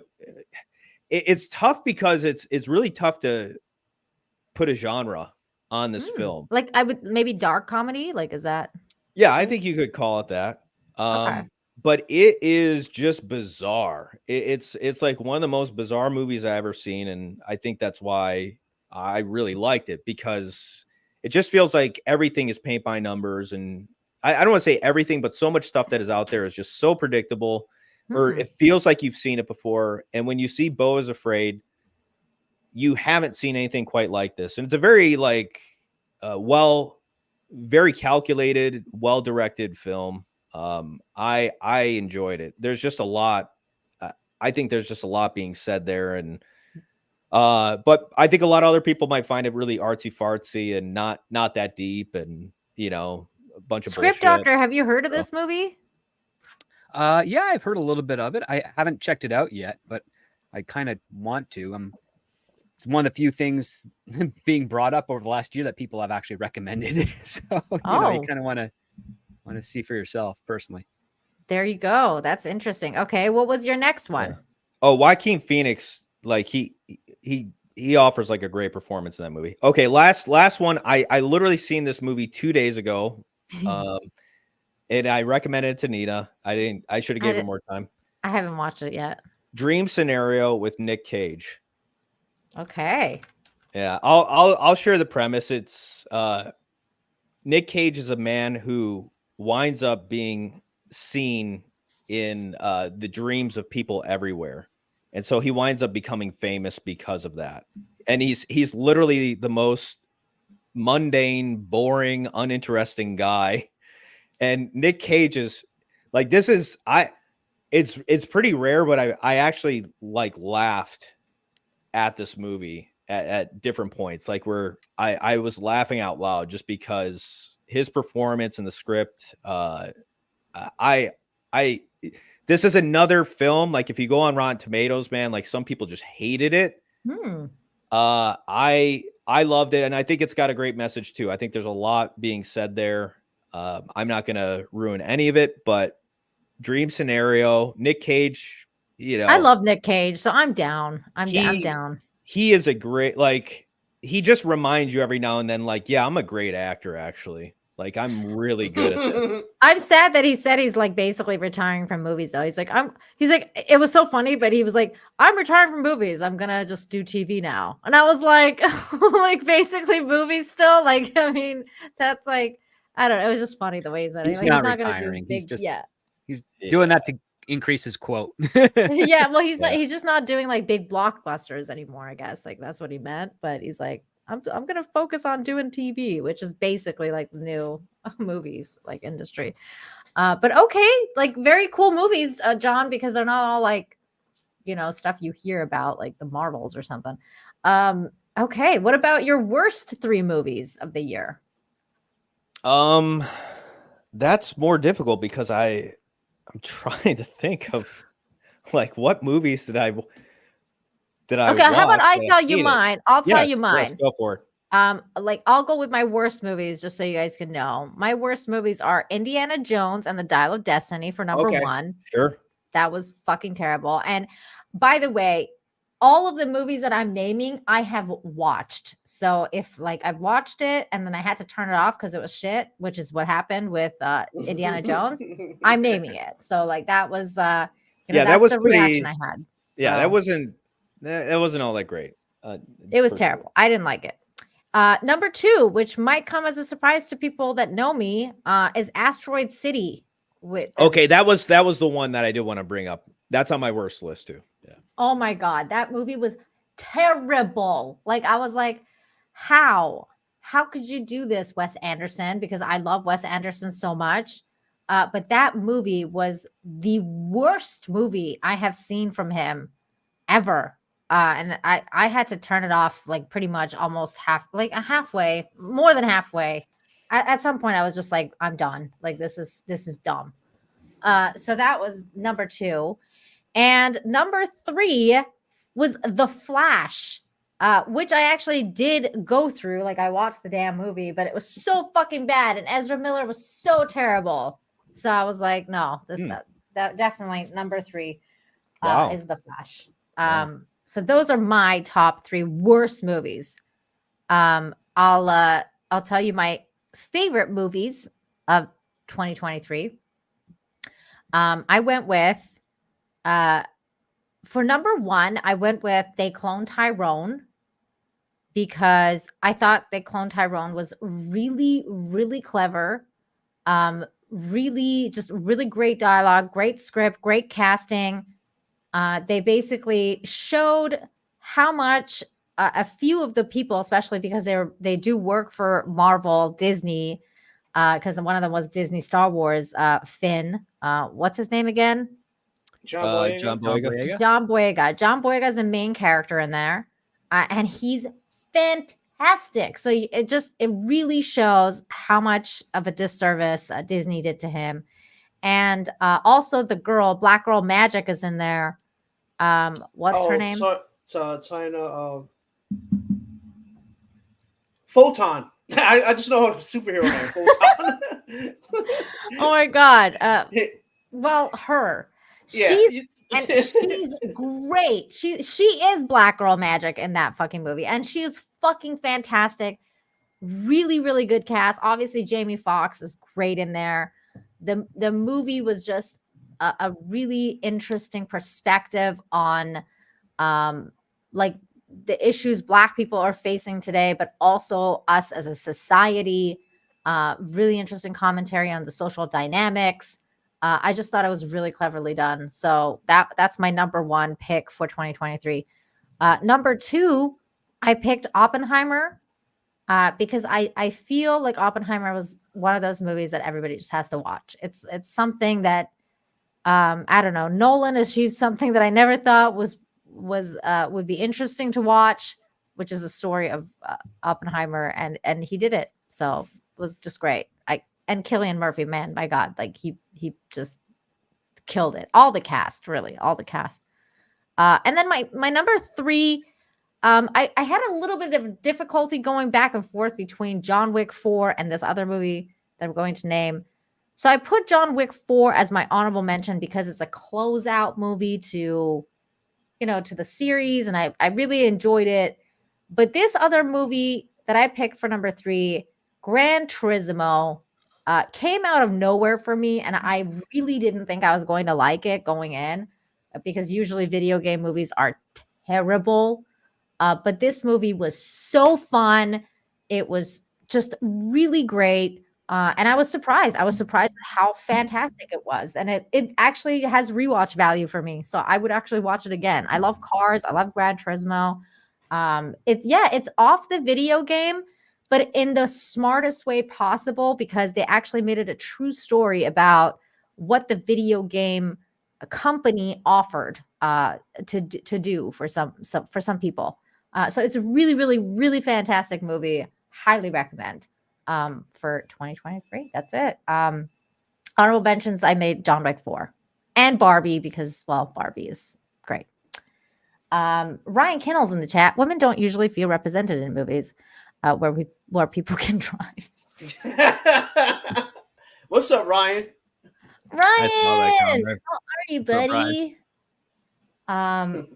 So Script Doctor, what are your 2023 favorite and worst movies? Well, you asked for the best movies, so yeah, that's what I went best for. movies. They're not the ones on my best list are not necessarily my favorite. Oh, that's interesting. Yeah, I just went for best made in regards to script, story, technicality, execution, and overall entertainment. So one of them, which is actually a movie I really like at the top of my list, is Tetris. It's a dramatization about getting the international rights and handheld rights for Tetris to Game Boy, Nintendo. Mm-hmm. It's a really fun film. Acting, Taron Egerton plays the lead. He plays the U.S. guy that actually discovers Tetris and is trying to get this game shared internationally. And for those of you unaware, Tetris, even to this day, is one of the most popular games ever made. Yeah, and still sells and still plays. Tons of different formats. So yeah, that I really, really enjoyed that. I highly recommend people check it out. The next one, which I thought was quite a good comfort food, was The Family Plan with Mark Wahlberg. It came out recently on Apple Plus. It is a formulaic movie that actually throws in some twists and turns for you. It's got an endearing cast. It's got a fun plot. It's a family dynamic. It's kind of like True Lies meets a road trip movie. I really want to watch this. The Family Plan. And it's Mark Wahlberg and Michelle Monaghan have great chemistry in it.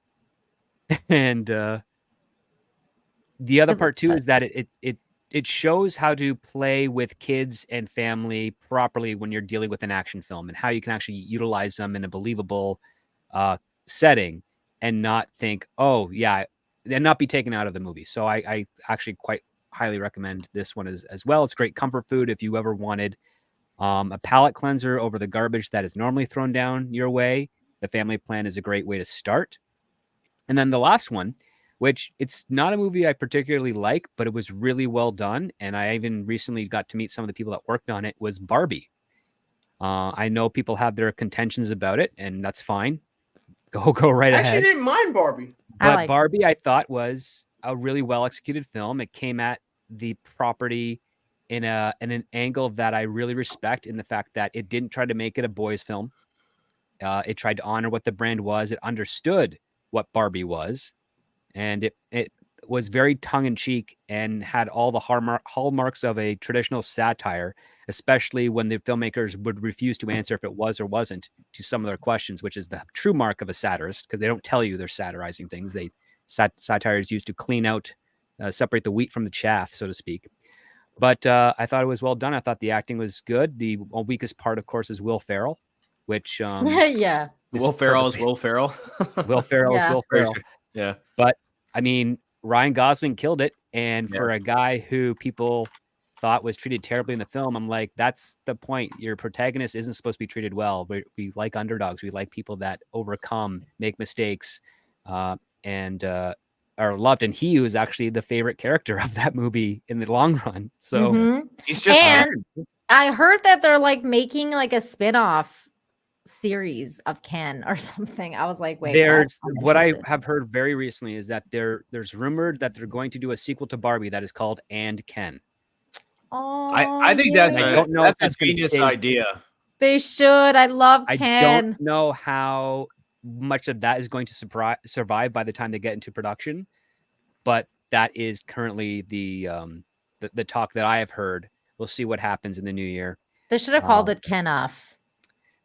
Well, the idea is that they want to sell it as a dual box set where it's Barbie and Ken. And Ken. Oh, together, that's cute. So that's genius. Margot Robbie is she's probably gonna be in it again, right? Yes. Oh yeah. It's basically bringing those two back, and like but that's what kind of like the journey of Ken, like he's trying to find his purpose, maybe. They didn't tell me, but I speculate it's like him trying to find his Barbie, so to speak. Okay.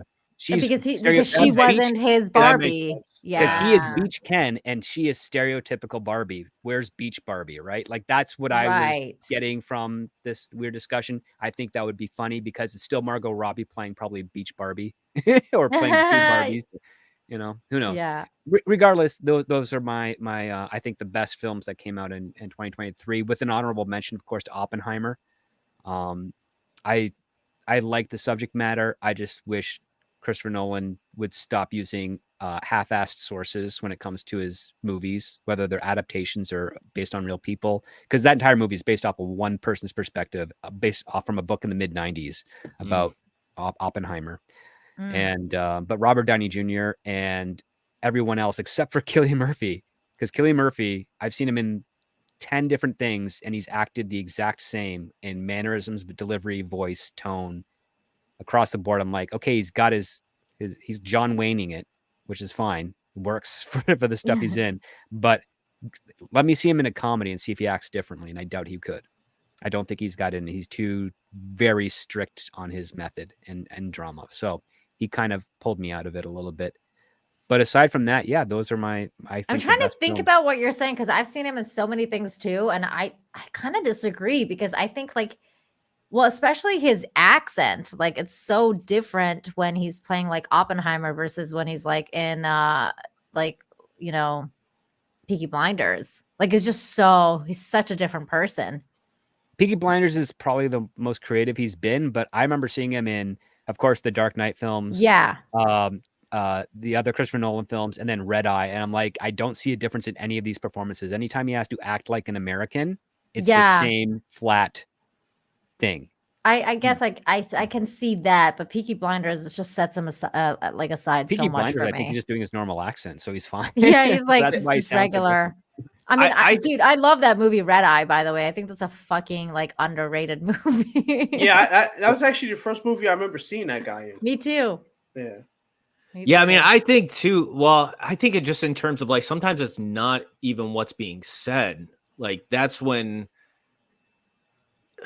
that's the other aspect of acting that I find is like, are you able to convey that character and the emotions without even saying anything at times? I felt like, I don't know, I felt like the guy that I was like, I felt like he did truly it's funny because, you know, obviously we have very different opinions on this, but like, I felt like he was extremely transformative in, you know,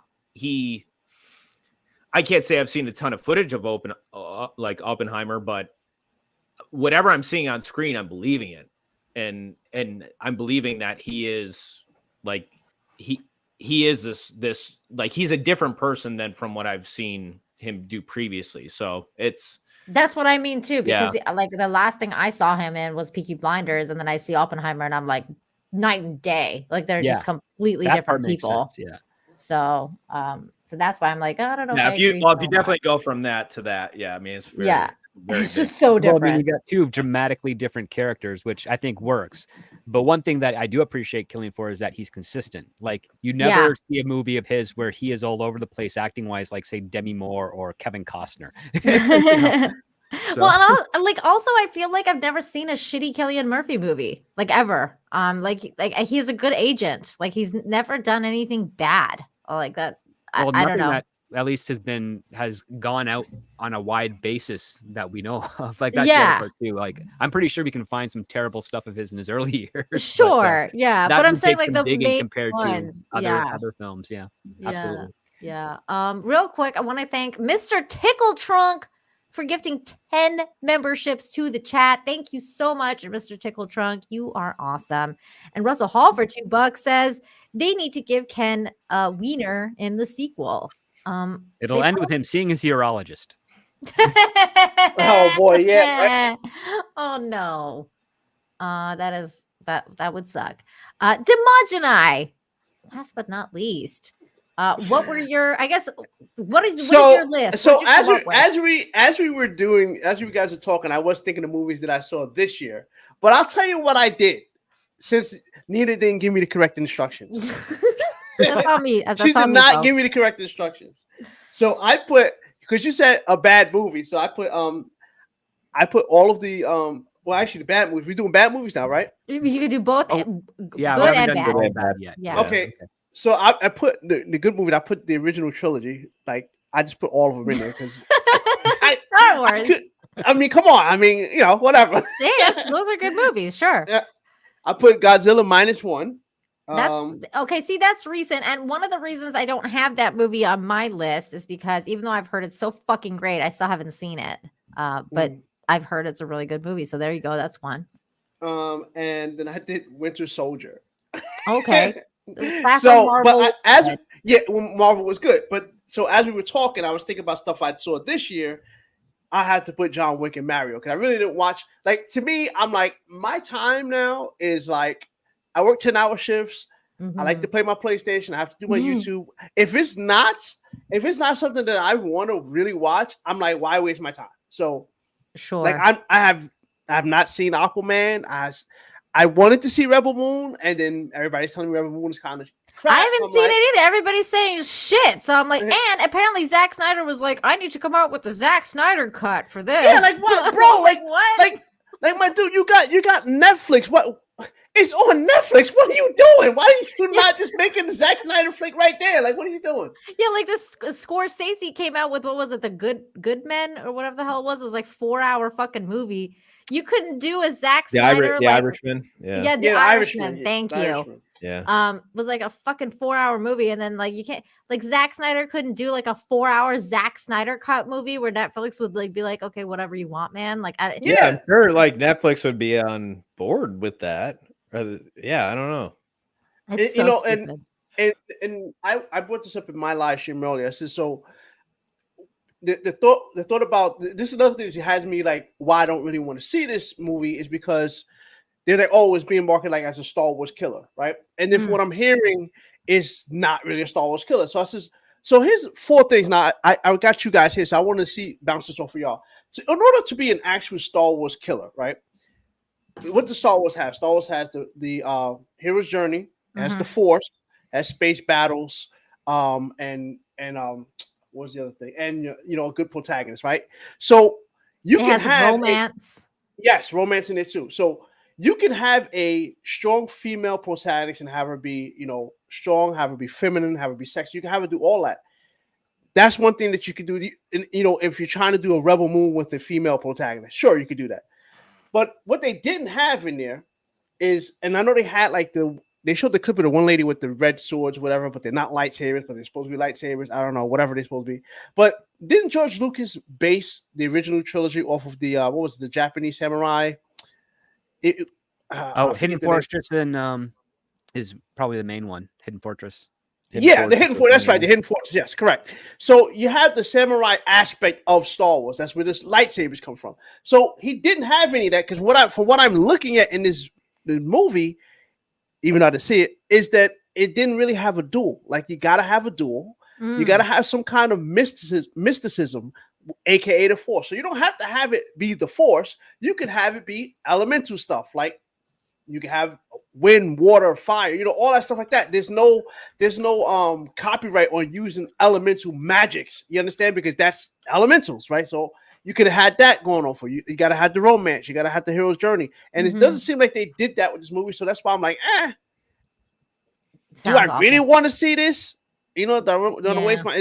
It's 2 hours and 15 minutes of time that I could be doing something else. That's what I'm saying.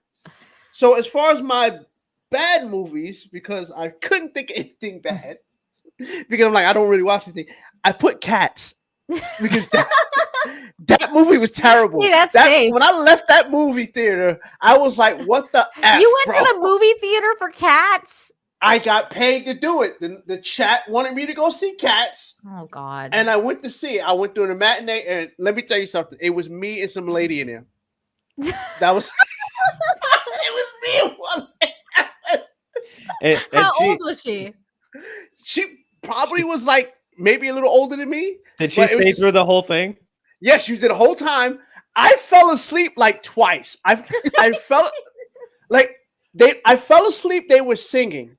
I woke up. They were singing. I'm like, where the F is the dialogue? Like they were just singing the whole time. I'm like, oh my God. I'm like, that movie was terrible. So I put all the Disney Star Wars because those are bad movies.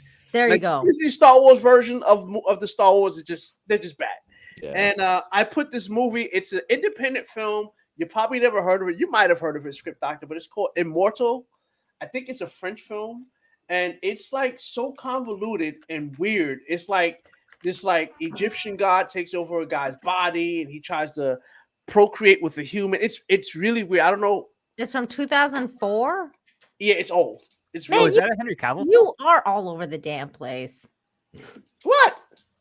You said a bad. You didn't say which one. You're doing end of the year show, man. Okay. Yeah, but you didn't tell me. I never I always saw the cover for this, and I was like, this kind of looks interesting, but I never watched it. No, it's not good. It's not good. Okay. No. Good to know. Mm-mm. I'm never gonna watch this movie. Don't see it. I'm surprised you found it that fast. What year did it come out? 2004. Okay, there's another movie, 2019, called Immortal. No, it's because he said French film, so I put Immortal French film, and then I came up. Yeah, so that's what I put because I couldn't really think of anything that I watched this year that was bad because I wasn't going to go watch it if it was bad. So there. Sure. I mean, I get that. That's why I the ones I told you, I turned them off. I was like, I believe it. I'm not watching this shit anymore. I kind of can appreciate I rather a movie be just absolutely terrible or good, Mm-hmm. But there comes a point where it's just in between where it's just so generic. Yeah. That I despise it. Mm-hmm. If you're going to make a bad movie, go all the way. Be like Tommy Wiseau and just make a horrible film. How's your sex life? The thing is, it's really hard to intentionally make a bad film if you're not laundering money. Yeah, that's Disney right now. But, that's that's what I was like when I was making my list and I was going through the movie. I was like, oh, The Little Mermaid live action. Oh, The Marvels. Oh, all these movies. I was like, I didn't watch any of them. Single one of these fucking movies because I'm like, I'm not wasting my time. Mm-hmm. But okay, so those were our movies. I haven't done the worst ones yet because I only. Oh, you haven't done your worst ones. Okay, go ahead. So everybody knows the Flash because I covered it. Mhm. And then the next one, which is terrible because it's such a great premise, but it was done horribly, was Cocaine Bear. That should have been a brilliant, fun movie.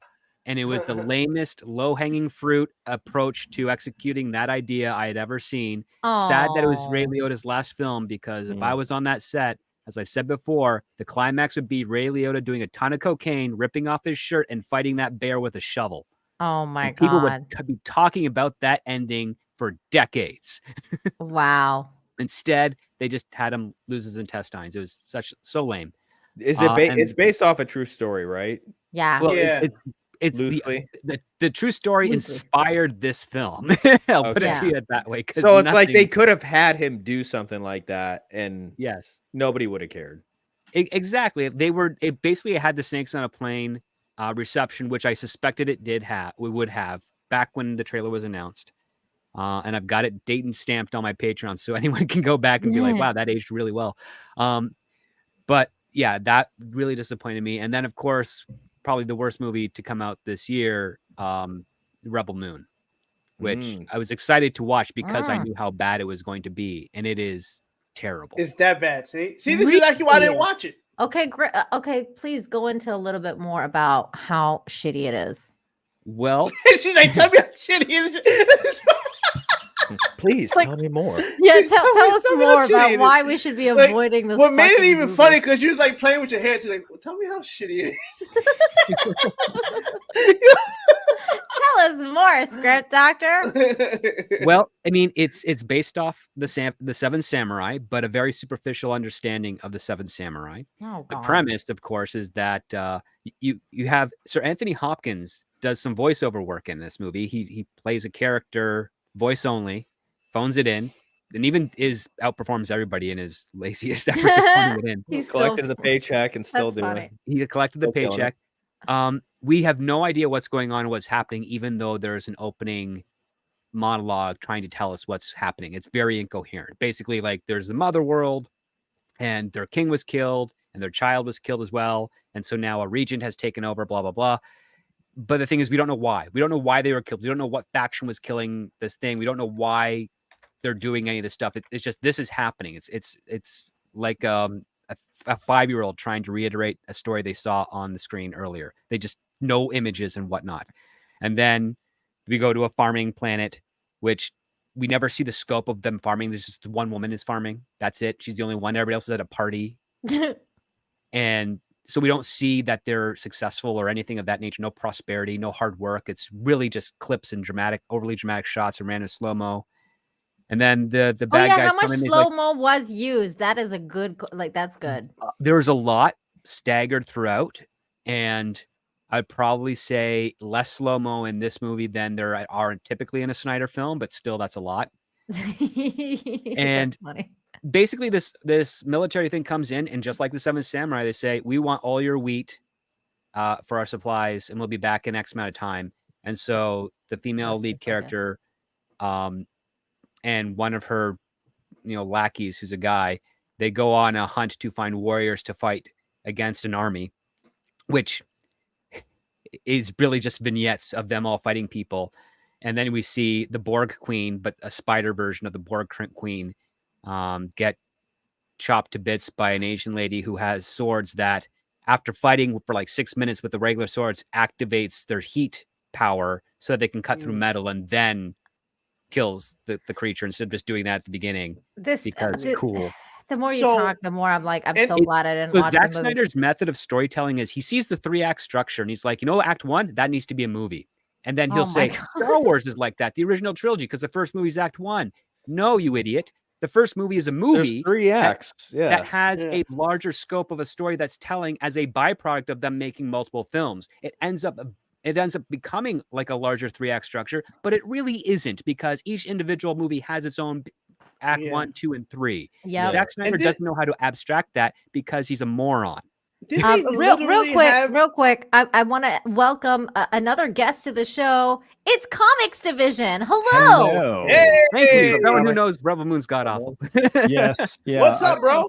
It's funny because you started when I popped on. I was like, oh, he's talking about Rebel Moon before you start getting the specifics of it. And it's like, yeah, that movie is awful. I think the premise is interesting. You know, the world could be potentially interesting, but the execution was poor. Did they not have a space vagina in there too? Yes, Yes, it does. And but Wait, here's what? the other part too. It's only used Yeah. once.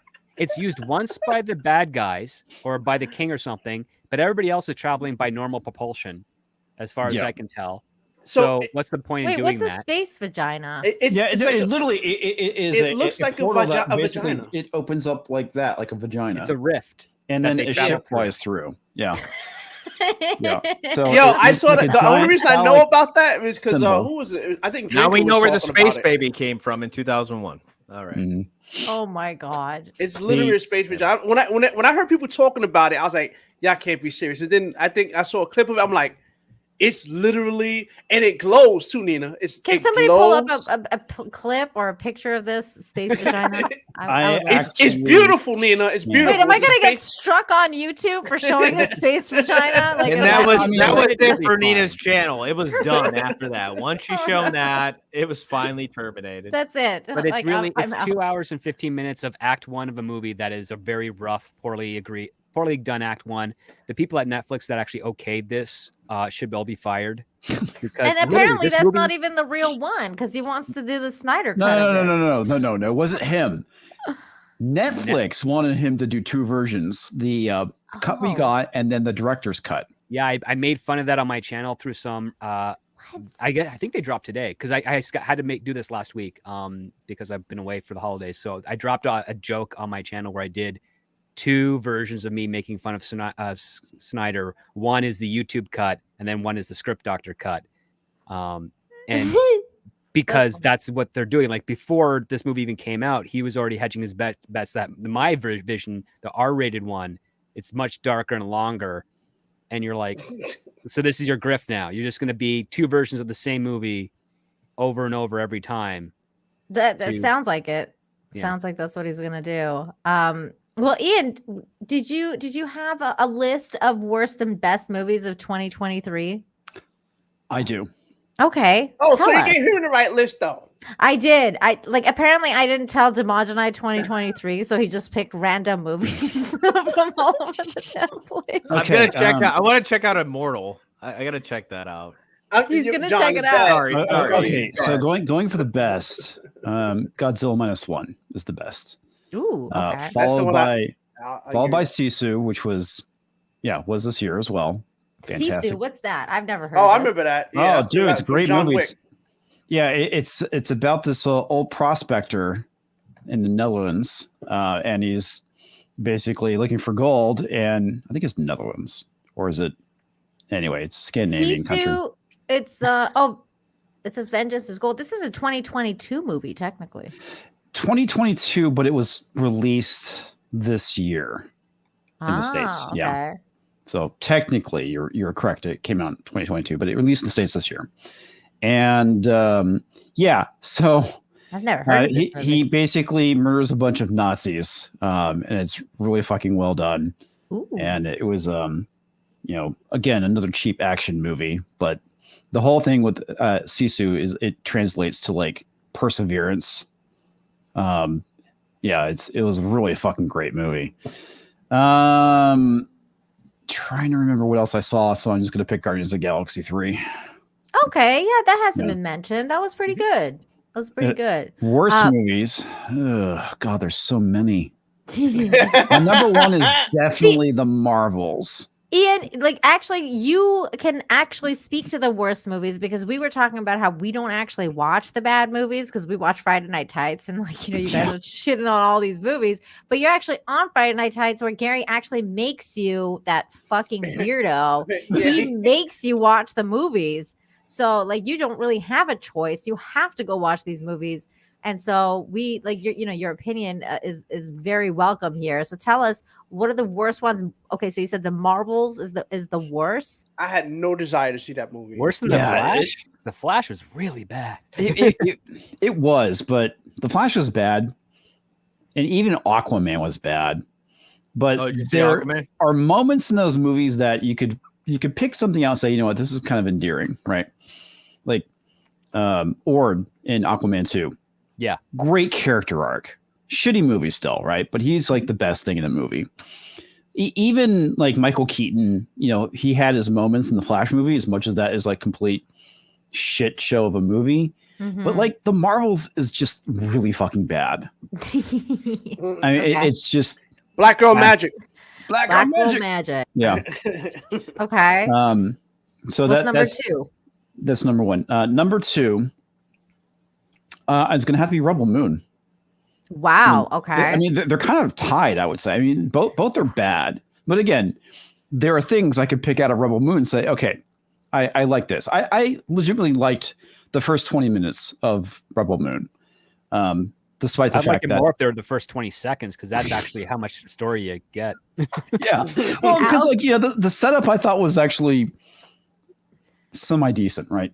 I mean, once they start fighting is when it goes downhill, right? And a lot of the whole thing with Rebel Moon is like what anyone complain about. Okay, if they just gave us a reason why this 5'5" chick could kick these dudes' asses, right? Cybernetics, genetic enhancements, some sort of drugs or whatnot. Okay, something to make it believable, but you don't get any of that.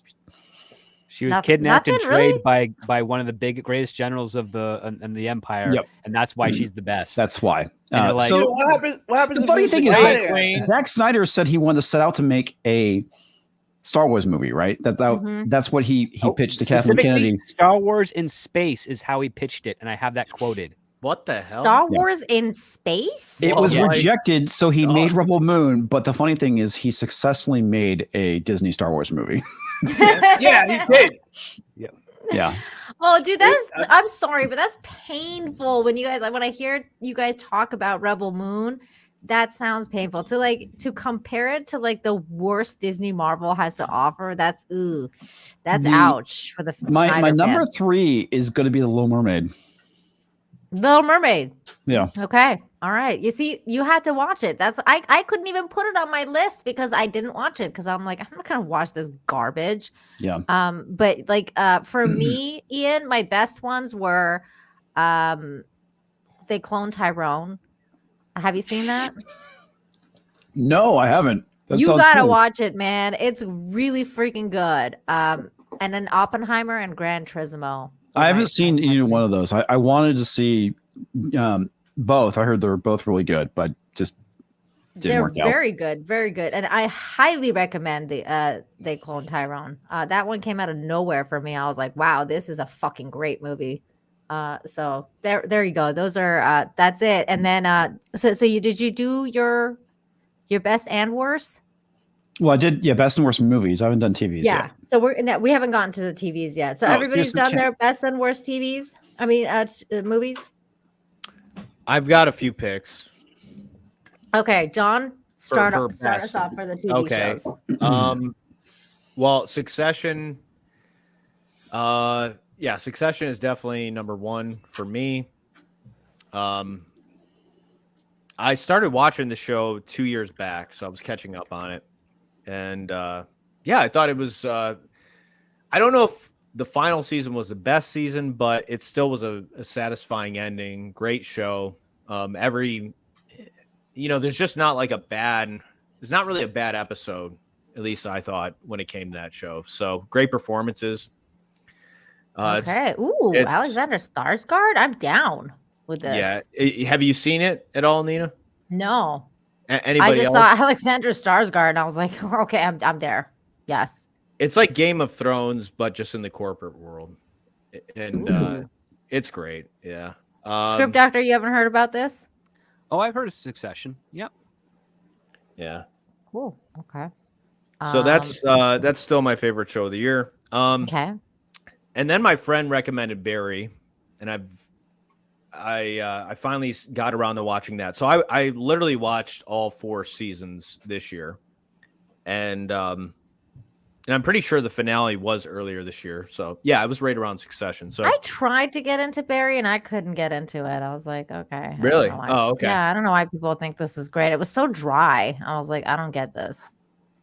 Yeah, I don't know. I thought it was good. Maybe might be a little bit of a slow burn, but I thought and I feel like it got better too with each season. Although season one was pretty solid.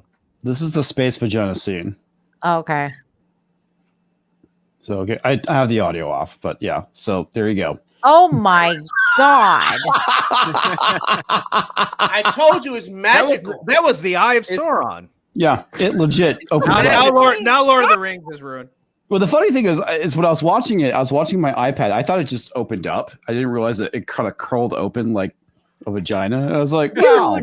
Dude, this shows that Zack Snyder has some like really like hardcore sexual frustrations or something. Like he's obsessed with genitalia because he has a bunch of dongs in Man of Steel. And he's also obsessed with women being sexually assaulted, which he has done in 300, Sucker Punch, Watchmen, Rebel Moon. Well, it's actually in Watchmen, so I mean, but I think that's where he got the influence for it, because Watchmen was the first that he made of all those films. He's been trying to recreate those moments over and over. You could make an argument where Henry Cavill is over Amy Adams with that scene where he's got to cauterize the wound. That entire attack. It was kind of like a metaphor. Yeah, I don't know. The robot attacks Amy Adams. With his tentacle things. It was essentially an assault. Yes. Yeah. So it's there. It's all over his work.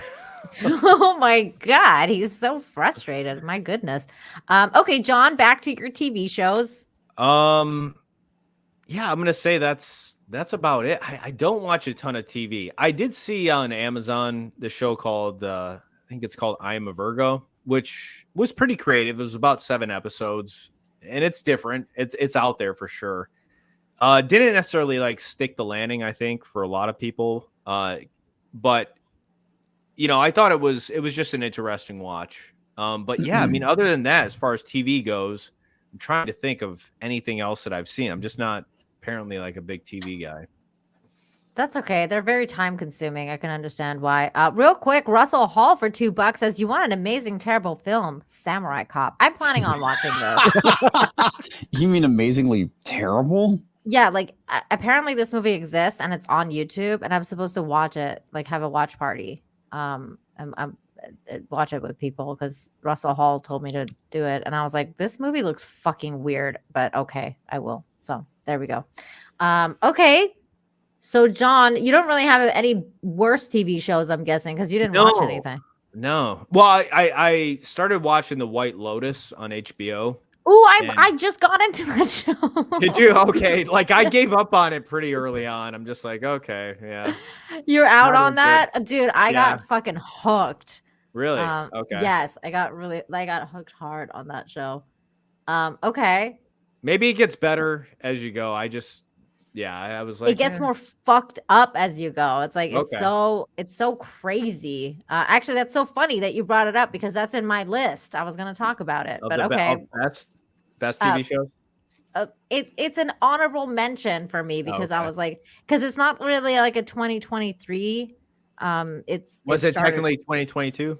2021 actually it started, and then 2022 is season 2. So like that's but I wanted to talk about it, so I'll come back around when I'm doing my list. Winning Time.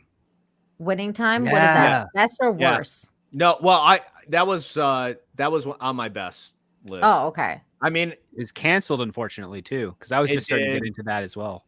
They wrapped it up second season. But I was entertained by it. I'm not going to go out and say like it was the greatest thing ever, but it was an entertaining show. Like the way they did it. Oh, it looks good. It was pretty captivating. Why did it get canceled? This looks good. It wasn't crossing the threshold that Max required for it to continue, which is unfortunate because it was really close. Like, it was really close. I love this. This would be up my alley. How could you not recommend this to me, John? Jeez, this is so up my alley. I love that. I feel like it's one of those shows maybe like on the weekends I would, go out to the bar and come But back. now I'm and sad watch that it's them. canceled and I don't want to watch it anymore. That's terrible. It's Wait. still, I think it's worth the watch. Does it still have Here's the have an thing: ending? it's not historically accurate, and so if you're okay with that going in and you just want to be entertained and you're not going to accept everything as like, 100% fact, it's an entertaining show for sure. Okay. All right. I might give it a try because I love the Lakers. Well, the old school Lakers. But anyways, all right. Script Doctor. Mhm. What are your best and worst TV shows of 2023? So of my best TV shows, season 3 of Only Murders in the Building was really good. I still gotta watch that show. It's a very good show. They change up the formula a little bit because they're having fun and try not to be derivative. That's actually a Disney Plus show, right? It's technically Hulu, but I guess now it's going to be part of Disney Plus because they've now absorbed Hulu. But fucking Disney. Yeah, bastards. that was really good. The next one that was a surprisingly entertaining and actually very faithful was the sequel series to Frasier, titled Frasier. I want to watch that. I heard about that. I heard it was good. It's I wanna watch the it. weakest parts are of course the youngest cast, but you spend more time with the grown-ups. Is it over now? Yeah, it's 10 episodes. It's done. They're probably going to get a second season on Paramount Plus. Okay. I'm going to have to watch it, Script Doctor, and you and I are going to have to do a review. Sure. I'd love that. Okay, perfect. Because I definitely want to watch it. And since you reminded me that it's still going and it's not done yet, I was going to say Reacher, but I will substitute that in for a show. Unfortunately, that did get canceled, called Heels, because it's about amateur wrestling in Georgia and versus Florida, oddly enough. And it was on Stars and nobody saw it, and it was way better of a show than it had any right to be. And it's written by Michael Waldron of WandaVision, Marvel Multiverse of Madness and stuff, but it's also written by Tim O'Malley, who character actor, does a bunch of writing here and there. I think he got noticed by the world when he appeared as a dad on Glee or something like that.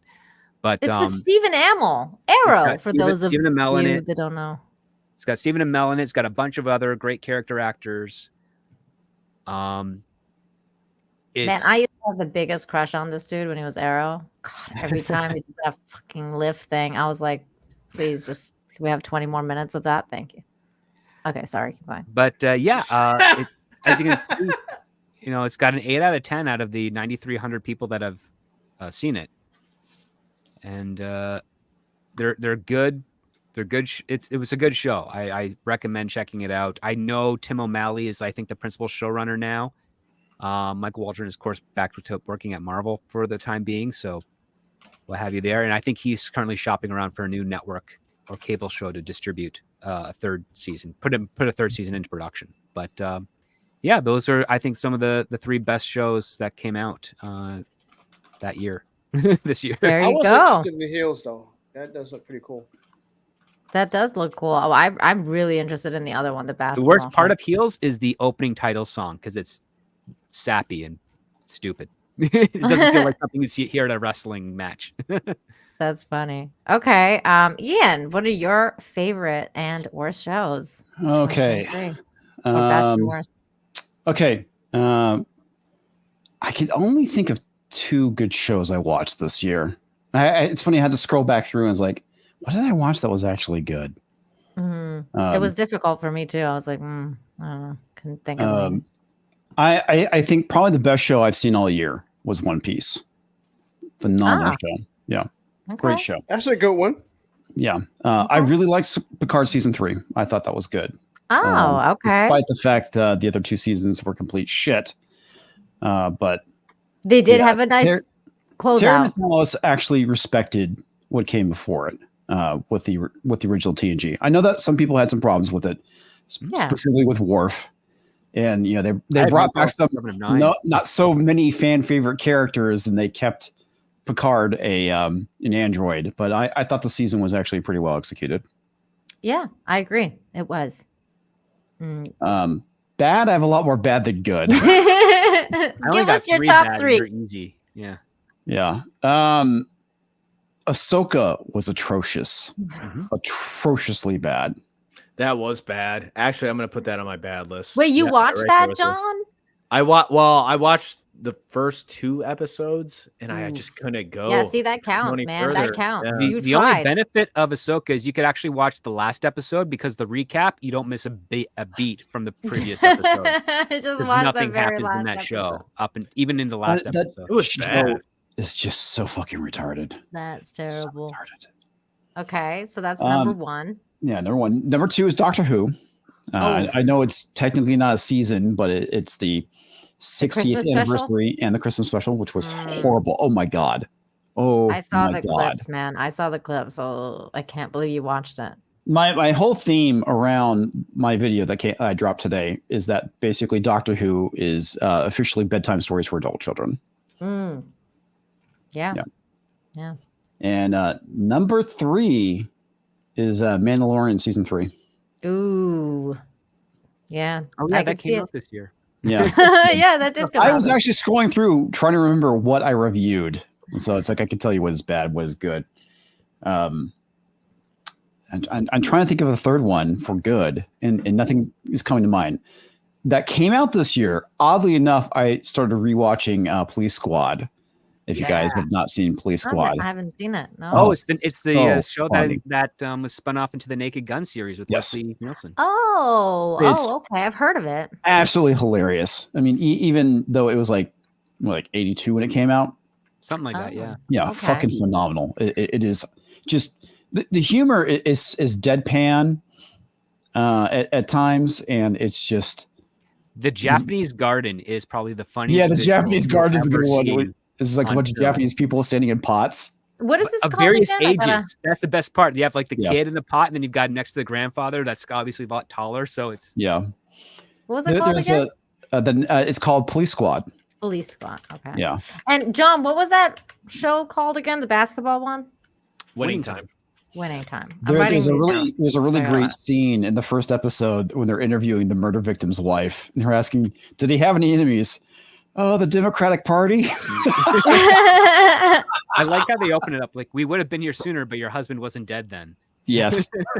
Oh my god, that's funny. It's every time that Frank Jordan pulls up, he always hits something, whether it's like another car, trash cans. I mean, it's like there's so many running gags in the show. It is just absolutely freaking hilarious. That's awesome. Okay, definitely must watch. Dmajini, give us your very weird list that you're going to have. Stop trying to make me the bad guy here, okay? The only person that's bad person is you. You don't want to I do know this to it's me. my fault. You It's my did this. It's your I take fault. full responsibility. Okay. So good shows. Y'all gonna love this list. So I put Buffy the Vampire Slayer. So that's a good show. I put Knight Rider. Overrated. Knight Rider. Okay. Knight Rider. Okay. I put Bringing out Firefly. 80 shows. What is What? that? You're bringing out 80 shows. What? She didn't tell me which one she said. I really should have specified. You really should have told me what to do. But you said good show. You didn't say, because I'm thinking to myself, what did I watch? I'm having the same problem everybody did. I was like, I didn't know. I don't know what I watched, but you mentioned like One Piece. So what One Piece actually got me to watch an anime, which I just recently wrapped up the anime.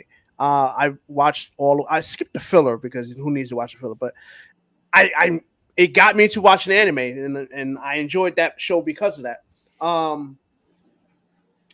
Bad shows, I will say big shouts to Raging Rhino because I kind of watched his review, which kind of gave me the review of what I need to see. But Kenobi was cold trash because what Kenobi did, I know everybody says Ahsoka was bad. Ahsoka was terrible.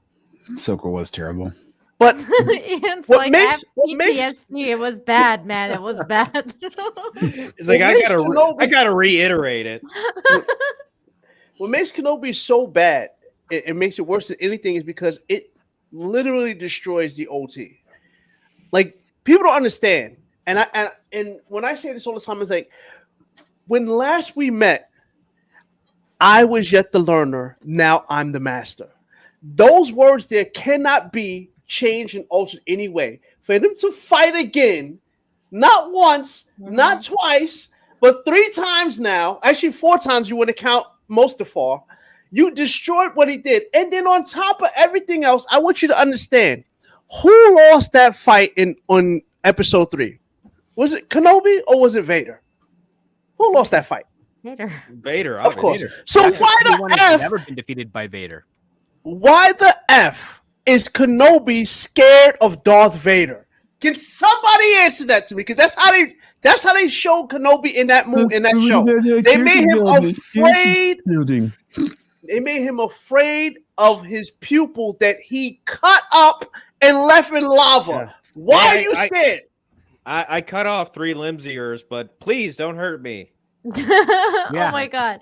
I think I've heard that from a lot of people, that sentiment that Kenobi was the worst one. I even like people who are kind of like hanging on for dear life for this Disney Star Wars stuff. Like some people are like, I'm out after Kenobi. I'm gone. I'm gone. Like what makes it so bad what Disney's done, and I hate to say this, but it really actually made me not even want to watch my original trilogy anymore. Oh, because that's sad. Because I know where this ends up, and there's no fixing it. It's no fixing it. Like if tomorrow Kathleen Kennedy packed up her stuff, said I'm taking my entire crew with me, we're going to Lionsgate or something. I'm gone. We will never have Han, Luke, and Leia in the scene ever again. That can never be fixed. That is why I'm out. I'm just out. That ship sailed, man. That ship sailed. And the one thing that I did actually watch, and I did mention this to you backstage, Nina, and it was Visions. Yeah, and that was the last Star Wars thing that I actually watched because I gave it a shot because it was not touching George Lucas's stuff, and I kind of liked the first season. First season was pretty cool because I'm a fan of anime. The second season was full on the message. It was the message, all of the message, because every single one was like, I mean, I think out of, what did they have? 8 episodes? I think only 3 of them actually had a male protagonist that was cool. Everything else was like cutesy, girly, little flirty stuff. It was literally Disney princess stuff with lightsabers. Ooh, that's what it was. Sounds bad. Yeah, it was pretty bad. Like even the first season was pretty cool. This one was not. So I didn't even know that had a season 2. Yeah, well, that was it. I mean, like I said, I know I had some 80s stuff in there, but I will say that One Piece was pretty good. Did you watch Flash? Did you watch the Flash this year? The CW one? No, I didn't watch that. No, that's CW, like the Flash with Ezra Miller. And I don't like that guy. Nobody does. He's not a good Am I the one crazy here? Isn't Barry Allen supposed to be blonde? Yes. I'm just saying. Yeah, blonde, blue-eyed, not weird looking. Yeah, like even though Grant Gustin is not blonde, he's 1,000%. Oh my god, Grant Gustin was definitely the Flash, like compared to Ezra Miller. Like he's 1,000% better than Ezra Miller. 100%. I had no interest in it because going forward, and I know it's a little bit of a sidetrack, but going forward with like superhero movies, I think the genre is dead. I think they killed it. Everything they've done is just done. Like you can't. It's no going back to it. Now the only thing I will say, I will give James Gunn this. The only thing I'm going to give him is that at least, at the very minimum, he's making the characters look like how they look in the comics. Yeah, that is the first step. Well, because he actually reads comics and gives a shit about them. So yeah. I think he cares a little bit. Hired Tom King, so I'm wondering what's going on there. Yeah, Tom King, fuck that guy. That's alarming. Like it's like he clearly likes the comic books, but then he goes with Tom King, and it's just like, what the fuck are you doing, dude? Like, well, because Tom King only knows how to write one story, which is about PTSD. God, but it's gonna be filled with the message. It's like Max Visaggio only knows how to write stories about transmission fluid. Oh my god. Yeah. Okay, well, my list is an interesting one for because I mean, Again, worst TV shows. It was really hard to pick because I was like, I mean, I don't watch anything bad anymore. I can give you I two don't. right now. Well, I'll tell you two. I'll tell you two. Because I did watch these and I was like, I'm out after the first episode. And one I had to watch because I was talking to the director of it on Flashcast, and that is Robin Hood. That was Oh, Robin absolute Hood. I Forgot didn't about even that think show. about that. I saw the garbage. first episode and a half of that. I was like, I'm done here. Yeah, me too. Ian. Next, I was please. like, I'm First out. episode, I couldn't. I laughed so hard when the mother got shot by the cop. mean, Me it too. was just- I was like, what the fuck? Like, it was so basically, bad. if you saw, it wasn't Gothics. Oh God, Gothic Knights. Gotham Knights. Jay Longbone. Jay Longbone. Jay Longbone. Yeah, her Yeah. reaction. Oh my God, That was me. that I was dying. like legit me. I was laughing. Yeah, Same here, Ian. That was the worst. Like, I was the absolute worst. It's an embarrassment to any Canadian cinema. Like, it's Yes. fucking embarrassing. As I was just, no. I'm sorry. I'm sorry, Director X. Your show's terrible. And you sound like Seth Rogen. Yeah. Yeah. Like And his voice is uncanny. number 2 was Velma, because I was like, what the fuck was this is that shit? out? That was this. No, that was last year. That's Velma. this year. Was it? Yeah. It was. Wow. I think it was early on. Because I would have Yeah, it brought was that early up. this year. Actually, Velma, unironically, I thought was the fucking funniest show out there because of how absolutely retarded it was. Legit, I was laughing. The whole male privilege episode was fucking hilarious. I only watched like one episode, and I was Oh, like, I saw I'm the fucking entire season. Oh my God, it was glorious. out. gloriously bad, I'm assuming. Yes. Yeah. It's It like was- She-Hulk, that was another Yeah. show that was Oh, gloriously that bad. didn't that come out this year? no, it that came was out last year. Oh Because God. I was gonna put She-Hulk on mine too, and I didn't, because I couldn't really come out with a third one because I literally haven't watched anything that's been bad. So I just put anything Marvel. So like anything, because I was like, I'm not watching any of the Marvel shows. Dude, Night Court revival on NBC is god awful. Ooh, that sounds bad. Yeah, don't see that. And I then the heard. Quantum Leap revival, also on NBC, is terrible. Ooh. Yeah. Ooh. I heard that one was really bad. I remember Az was watching that and was like, this is fucking garbage. For my best TV shows, for number 1, I went with something actually Script Doctor recommended, and I really want to thank you for this because it was very entertaining, and I'm a big fan. And that is called Jury Duty. Yep. It was a really good show.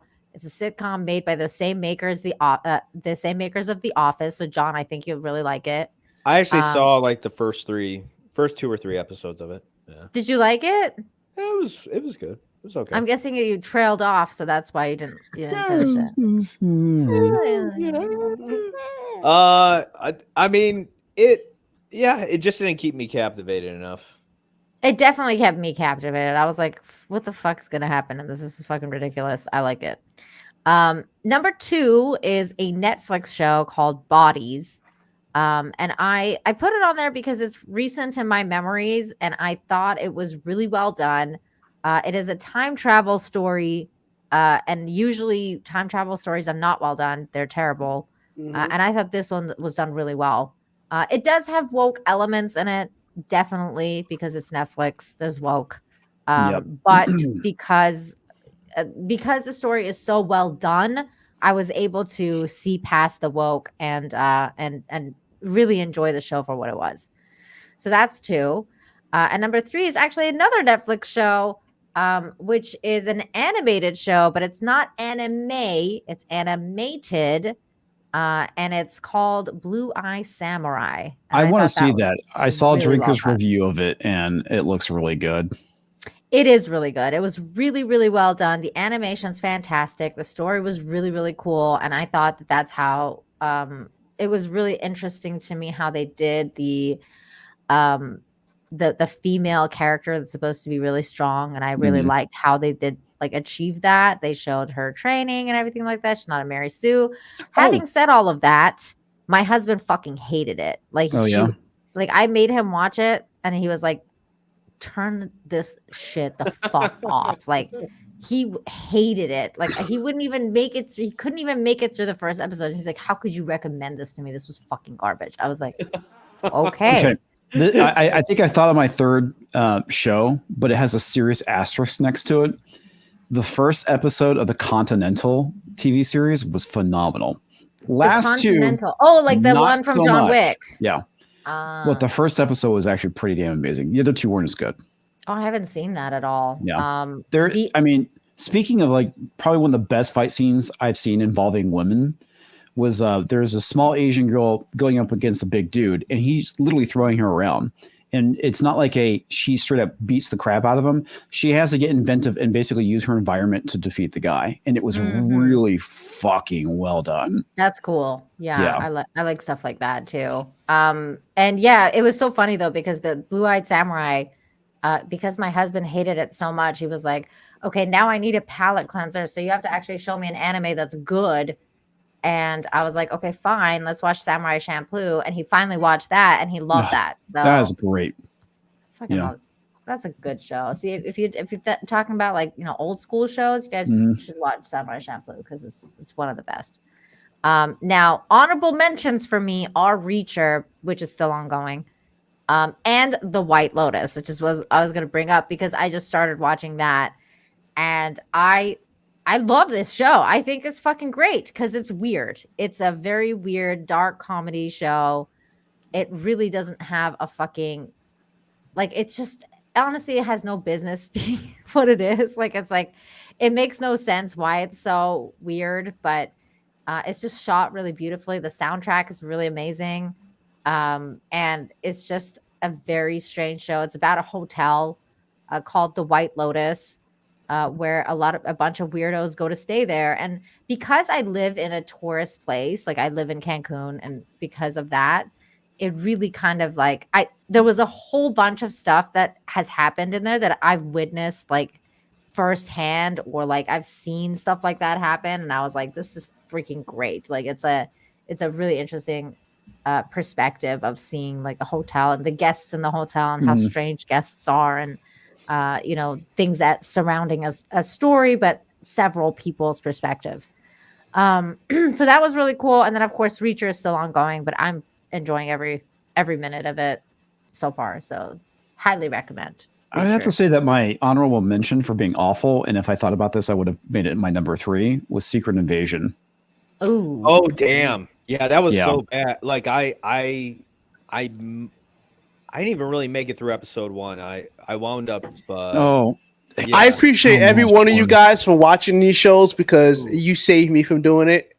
Because I was tempted to watch that show, and then when I seen it with everybody, I'm like, nope, I'm out. But the best part was at the end when Amelia Clark got Drax's arm. Yeah, when she's like this. I saw the clip of that. Oh my god, it's just so. It's like they literally made her the most OP character in all of Marvel. They made her they're gonna have to go right and sweep her away someplace, because it's like you legit created a character that can kick anybody's ass. Oh my god! I saw they made her into the Super Scroll. That's what they made her into. Yeah, they did. Yes. And also, this comment cracks me up.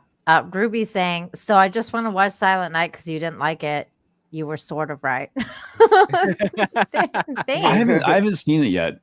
It was so like, it's just such a downer, man. Like for a Christmas movie, it's like, man, I just like, it was just such a downer. Like it had good action scenes, but it was just so predictable and such a downer. I was like, it's not like the other movies where it's like, oh, it's violent, but it has like some, like Violent Night has something, like there's humor in it. There's something in it that you're like, okay, well, at least it's Christmassy, like it's fine. Well, I think part of the issue is it's like sometimes I like a good nihilistic film, but the issue is when everything's nihilistic, it's like, okay, I want something different now. Exactly, especially during Christmas. It's like, okay, like a nihilistic movie set in Christmas about a dead kid. Well, I mean, I don't necessarily mind that. It's just like when everything is nihilistic, it's just like, can we get some variety? It's like when everything's like happy and cheery. It's like, well, I want something dark, Exactly. It's like, give me variety. I don't want the same thing over and over. And that's kind of the issue is that a lot of the stuff that we're getting these days is very nihilistic. Yeah, I agree. And yes, Violent Night, it's good. I thought Violent Night was better than Silent Night. Silent Night was lame. It was just, I was Violent Night is surprised that I didn't basically enjoy where it. Santa's a Viking, right? And Yeah. okay. Yeah. And like, there's supposed to be a Violent Night too. Like, I'm actually looking forward to that. So I'm like, yeah, I would watch that again. But if they came out with like I Silent love Night that 2, which they idea. won't. Santa's a Viking with an axe and kills people. Yeah, Okay, I mean, cool. Speaking of action, Yeah. I do have one honorable mention on worst TV shows, and it's from Taylor Sheridan, who does a lot of the Oh. westerns, and it's called Lioness, and it's got Ooh. Zoe Saldana and a Is bunch that of Linus, the Spec Ops team, or Spec Ops Linus? yes, it is. Okay. It's really bad. like how bad? It circles around certain woke elements.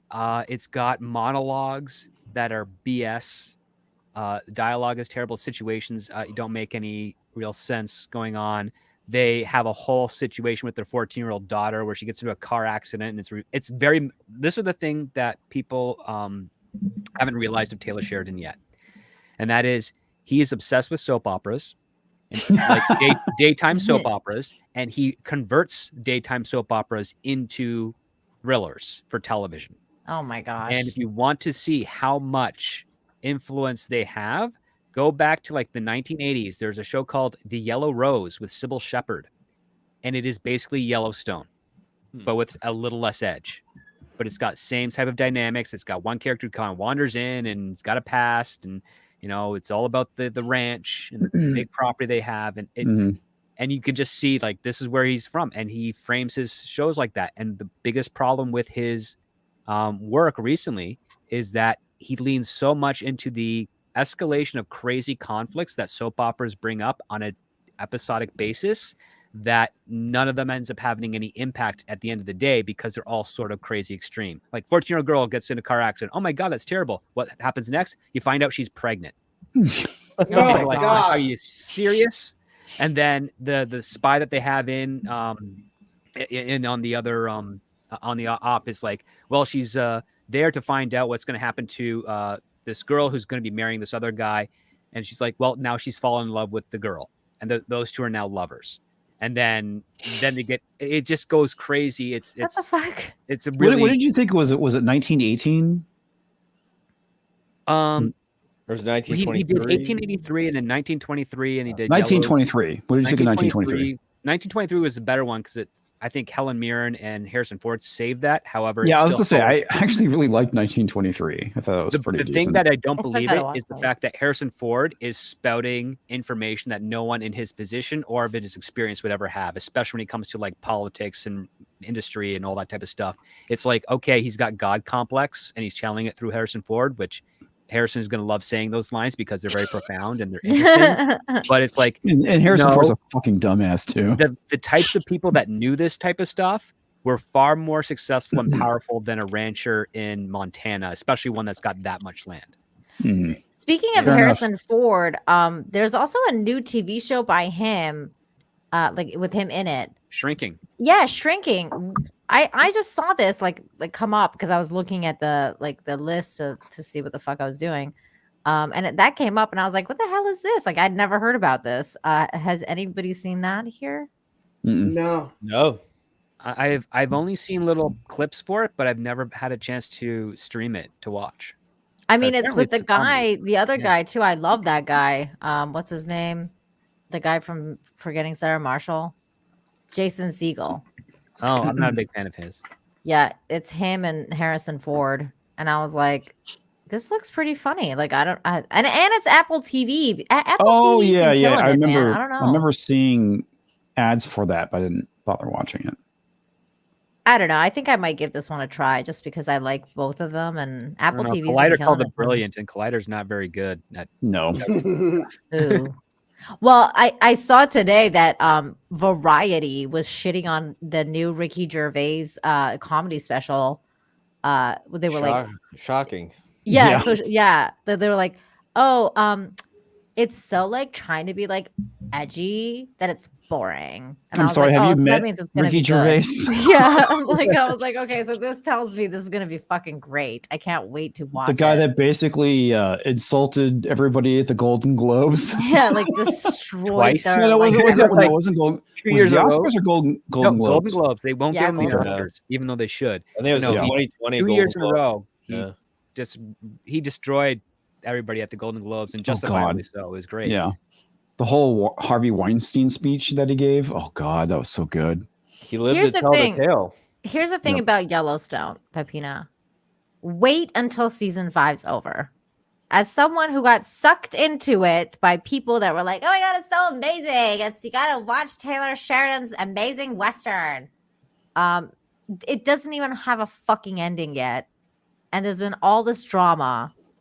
It's good. Not that it's not good. But just wait until there's an actual ending, which should be at some point in the near future, I think. Right, Script Doctor? I mean, yeah, it's going to be coming out soon. I'm looking forward to the spin-off called The Four Sixes because the characters there are far more interesting.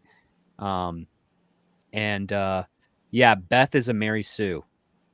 I mean, it's just very like I don't know.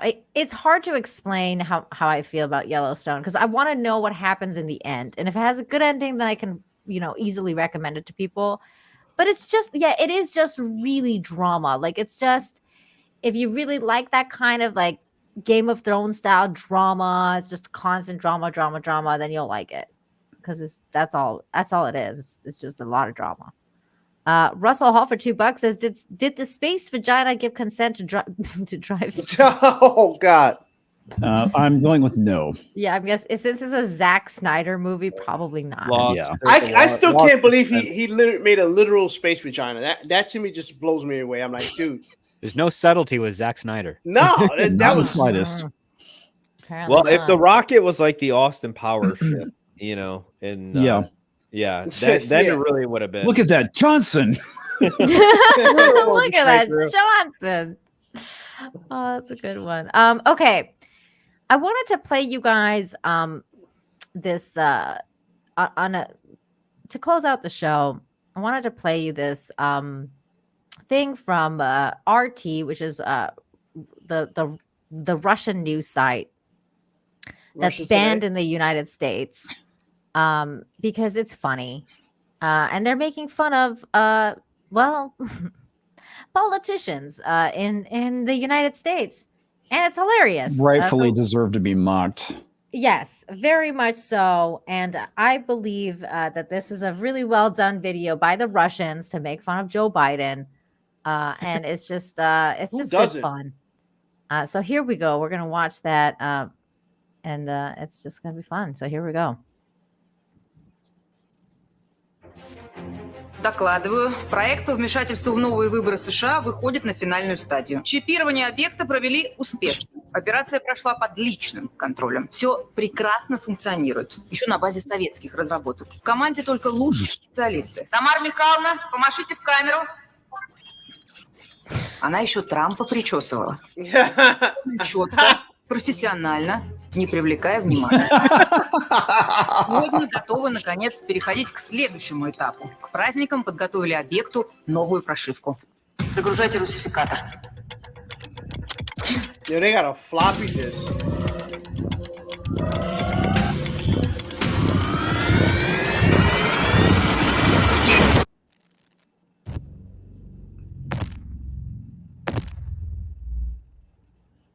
Я вдыхаю этот воздух, солнце в небе смотрит на меня. Надо мной летает волны ветер, он такой же, как и я. Я русский, я иду до конца. Я русский, моя кровь от отца. Я русский, и мне повезло. Я русский, всему миру назло. К американским выборам допилим. В следующем году будет интересно. Годовой доклад окончен. С Новым годом! Служу России. Oh my gosh. Help. Oh. Please, help. Помогите. Oh my God. That's funny. Wow. So that's it. The Russians are basically saying they're going to control Joe Biden. In the next And all that smack talk they talked about Trump. Yeah. That was so funny. I thought that was a really good movie. Really. The I like Russians. when they were trying to put the wires together. He was tripping up the stairs. That part got me. That part was funny. That was funny. Yeah, or like when he's like waving with He the takes his hand. other hand to put it down. That was funny. The Russians have a good sense of humor, so that was very entertaining to me. But yeah, that's it. That's the show. Thank you everyone for being here tonight and for my triumphant return to the YouTube sphere. So that's hopefully the stupid strike will go away and I'll be here still for many more days. But thank you again, everyone. And let's go around the horn and tell everyone where we can be found. Dmajini, thanks for making it tonight. Please let everyone know where they can find you and what you got coming up next. Yes. Name's Dmajini, Dmajini. I am the Lord Commander of the Dark Council, which we will be coming back next week. The Dark Council will be back next week, and we will be giving Abu his send-off. He is retiring from YouTube. So Abu Nasser, he's retiring from YouTube. And we'll have him come back on occasions. I know House of the Dragon is coming up, so he's definitely going to have to say something about House of Dragon. I'm actually looking forward to that because I was pleasantly I'm looking forward to that too. I was pleasantly surprised with that first season. So hopefully they can keep that same momentum up and give us something good to watch and talk about. Because you know what?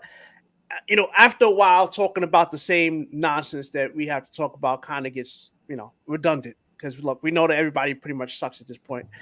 It should be the reverse. We should be surprised when something's bad, but now it's like we're surprised when something's good now. So, but yeah, I talk about pop culture every now and on my live streams. I do dabble in current events, and I try not to be super political, but I kind of touch on it a little bit just because it is the world. We live in this world. We got to talk about it.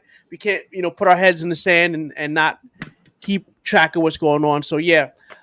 So that's basically it. I will be streaming this Saturday and Sunday. I might stream a little earlier because it's New Year's Eve. So Sunday's my gaming stream day. So I am gaming Final Fantasy 16, which I am pleasantly surprised with that game. It is, I know a lot of people who say Game of Thrones, but this game is a very mature, which I was very pleasantly surprised, a very mature Final Fantasy game that really feels it really has a dark,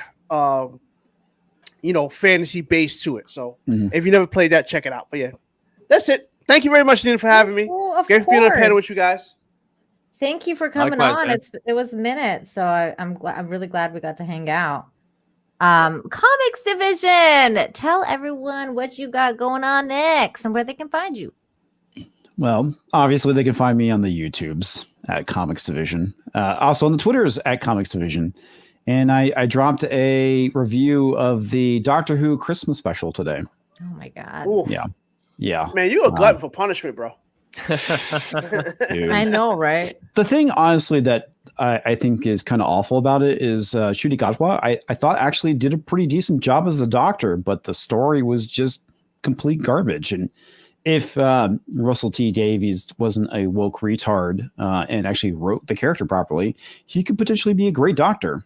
But unfortunately, the show is shit. Yeah, this is how I've been feeling about so many shows. Like what you said, Dmajini, like it's a surprise that something is good. That's why my best list of the movies on my best list was stuff that I was surprised to find were really good. Like they cloned Tyrone or Gran Turismo. I was really, really surprised at those movies. I mean, Oppenheimer, I wasn't that surprised because it's Christopher Nolan, and I knew that it was going to be so good. But still, like those other ones really surprised me. And the same thing with what you're saying, Ian, about like how much crap there is out there. It's just like it's just so much. Like there's just and also when I was making my list, I was going through the list of all the stuff that's out, and it's, oh my God, there's thousands of things. There's thousands of shows that we haven't even like touched the surface, especially from, places like Korea, India, all of the different shows. Oh my God, Camelot raid. Oh, Camelot. What's up, Cam? What's up, Coomer? Thank you, Goomba, for the raid. Goomba. We're closing out the show. Script Doctor, tell everyone where they can find you and what you got coming up next. You can find me on the Twitters at ScriptDoctorPhD. Same thing with YouTube. In fact, next Saturday, first weekend of January, a new live show on my channel called Scripts on Saturdays will be premiering. I've got a co-host, which I'll be going through a number of candidates over the next 12 weeks to find the permanent or the main co-host on my channel. We'll be reviewing screenplays that are currently being circulated in Hollywood and favored by producers. And we'll be talking about those, one screenplay per week, where you guys will actually start to see, is Hollywood headed in the right direction or not? And so, yes, come check out that show. You're going to like it. We're never not going to have anything to talk about because I have over 10,000 screenplays in my possession. Wow. So there's always going to be an episode, but you'll never be like, what are we going to do today? It's never going to happen because we've got a lot to pick from. So consider checking that out. If you want to see how much a writer sucks or how much a studio meddles in a screenplay, this is a great show that'll allow you to get an understanding of that. Far better than you could ever get from the trades. That sounds cool. Really fun, man. So yeah, check out Script Doctor's channel, and he's got a Patreon too. Everybody check that out. Camelot, I'm ending the show. Thanks for the raid. You're amazing. And of course, did he ever get back on Twitter, by the way? Because I know that. No. Oh, that sucks. Twitter will not let him come back. He got into beef. He got a beef with a furry, didn't he? I don't know. Right? No. He got banned for a terrible joke that he made about some dude that got busted for some dude got busted in like Australia or something for raping some dude that broke into his house. Yeah. And then Camelot made a joke like, I would do that. I would grape somebody who broke into my house too. And then he got banned. That is retarded. For that. Absolutely retarded. It was so sorry, stupid. Camelot. It was the stupidest ban on earth. Kind of like the strike I got. It's like the stupidest strike on earth. Same with Camelot's ban. That was pre-Elon, but when Az got banned from it, when he said all men must die. Must die. I'm like, bro, really? Was that literally in a line of a TV show? Mm-hmm. Game of Thrones. Yes, it was. He wasn't alone in that too. Like a whole bunch of people got banned for that, wasn't it? Like it was at that time, and then everybody kept doing it so they could see if they got banned. But yeah, last but certainly not least, my fellow co-host John Talk. Tell everyone where they can find you and what you got coming up next. Yeah, you can watch my videos on John Talks. I make silly political videos, and I'm actually going to do the top 23, my top 23 videos of 2023. So I'll be, this is a good way for me to maybe buy 1 or 2 days off and just get some time off. So yes, I am being I'm being a little lazy in doing this, but it's been a busy year. So. Nothing wrong with that. Somebody said in the comments of the first video, like, oh, it must be a slow news cycle. And it's like, yeah, I've uploaded literally only took 1 day off this year. So I'm ready for a day, just for a day off. Yeah, just a day off, for just crying out loud. Yeah, just 1 or 2 for crying out loud. But how dare you, John? You heathen! I know. How very dare you? I should be creating new content every single day without. Yeah, that's what content happens. Making machine. Yeah, when you start delivering on a regular basis, then people are like, and I'll say it was like one person. It's all good. It's fine. I mean, it's actually kind of funny, but. but that's what happens if you do deliver every single day. People are going to expect it. So yeah, but that's like an old Star Trek joke, isn't it? When Scotty was telling like what's his name? Yeah, like they don't perform miracles all the time. They expect them all the time, or something like that. Yeah. Well, I'm definitely not performing miracles, but that's why I try to keep it to 5 days a week, man. 5 days a week. That's smart. Yeah, I think next year I'm going to try to do that. Maybe 6. 7 days is too much. 5 days a week. You gotta. You gotta look. I know a lot of people say it's about the grind, but you can't. I mean, especially something like myself. I refuse, because I see what happens to my friend Nina, what happens to everybody else. I refuse to say I'm going to put all my eggs in YouTube. I'm going to keep my day job. Like, the only way I'll quit my day job, like, I got to hit the lottery. If I hit the lotto, then I might say, okay, all right, I'll you need some breathing room, you know. You you can't put all your eggs in this basket. And I haven't put all my eggs in this basket either. I am over on Rumble as well. That's where I was able to stream last week when I got this stupid strike. So I highly recommend everyone go to my Rumble channel and subscribe. I have a Rumble channel. That's where everybody should be. Good, Dmajini, you should have a Rumble channel. Everybody, yes, I do have one of those. I finally broke down and got that this year. Good. I know Ian has one. Script Doctor, you got to get one. I've got a Rumble channel, yeah. Oh, you do? Okay, great. Excellent. And we got a $20 super chat here. Thank you, Master Lions. Hey. Happy New Year, Nina, and everyone on the panel. And Detroit. Happy New Year. Detroit, this is our year. This is our year. Super Bowl. No, I'm not saying we're going to win the Super Bowl, but we're going to make the playoffs. We're already in. So there you go. Oh, Master Lions. First time in 30 years. Yes. Oh my God. Master Lions, I know, is from the Camelot chat. So I really appreciate that very generous super chat, Master Lions. So you guys are going to the Super Bowl? Is that what's happening? No, I don't know anything about American football. I'm joking about that. I mean, hey, anything could happen. It's the first time we won our division in 30 years. So wow. It's a big deal. It's a big deal in Detroit here. That is a big deal. Now it makes me want to go out on the other note of the famous video that we always watch. We won't talk about the Pistons, though. you got everybody know what's going on with the Detroit Pistons. No, what happened? They just broke the record for the longest losing streak ever in the NBA. Oh my! Really? Ooh, yeah, and it's like 27 games. Yeah, 20. They should just sign up for the WNBA and 82 and win a game. 82 games. You lost 27. I think they're 2-27 right now. Don't quote me, but I think that's their record. Or no, it's probably even more than that. 2-29. I mean, they've got. Who do they even have now?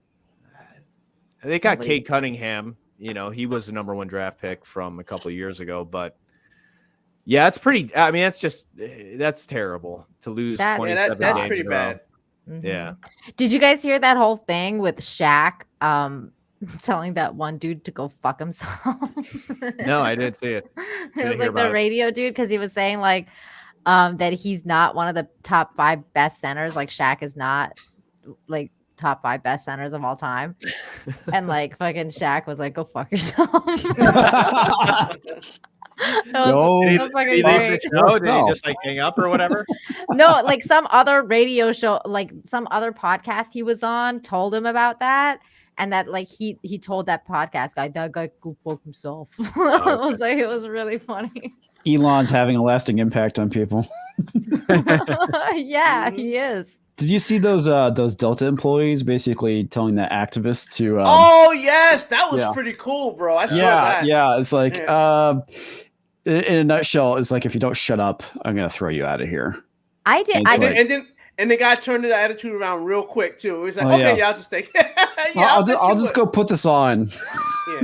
Oh my God! Is that that thing about the pronouns? Is that what's going on with the black dude? Yeah. I didn't watch it. I was like, you know what? Maybe we should switch over to Rumble for this. But then I was like, maybe we should just close out the show. And now you guys are talking about it. Now I want to watch it. And it's hilarious. You have to watch it. Is it YouTube friendly? Can I? Yeah, it's YouTube friendly. It's fine. It's they're just basically. He's complaining about being misgendered, or excuse me, she, I guess, is being misgendered, whatever. The person you don't really know who it is, but It's just funny because you can tell this dude's just like not having any of it. And he's like, you know what? I know it's 3 days before Christmas, but I can have security walk you out of here. Oh my like, God. Do you want to proceed that route? Because we can. Here, I have it. Let's watch it. It's fantastic. I didn't see it because I was like, maybe we'll switch over to Rumble and watch it. Okay, here we go. And what about when adults employ misgenders you intentionally? While he's talking, you're talking. You just misgendered me again. Okay. Multiple times. Gotcha. Both of you have. Sorry. Wasn't intentional, but if you want to take it personal, that's also. Well, she did do it intentionally twice. You're talking to me too.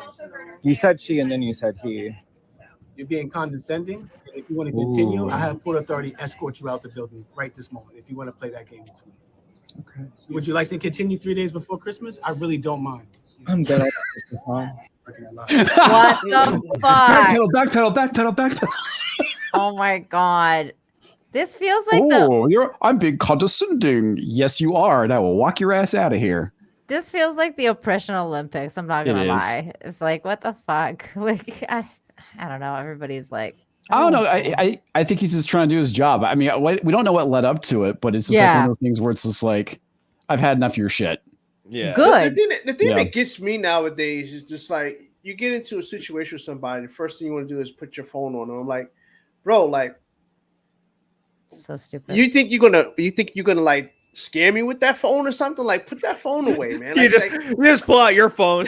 That's what I do. Is I just pull my phone out. Okay, we're mutually filming each other. Well, people do that now. Like, it's a crazy. Did you see that video with like there was a bunch of kids in a Disney, I think there was an Epcot lineup, and like this one guy was like he was like some football player or something, and like they came and they budged in front of in front of like the line or whatever. So they like the people that they cut in line got upset, and this one guy was like going off, and he's like, I play for like whatever like football team, man. I'm fucking like, you know, I could take you on, and blah blah blah. And this chick starts calling this other chick a cunt in front of all these kids. And so this one dude comes up and he's like, dude, like there's kids around. And she's like, oh, okay, sorry. And then the other guy like whips out his phone because like the one guy's got his phone out. He's like, fine, I'll just start videoing you then. And like, so he starts whipping out his phone and like sticking it to that guy's face. Like that's what everybody does now, is just like stick out their phones when like something happens. It's weird too, because I had like a dramatic situation happen to me in like LA in the airport, but I didn't think of whipping my phone out. Like that wasn't my first instinct. I was like, you know, then the situation happened and I was like, oh man, I should have whipped out my phone. That could have gone viral.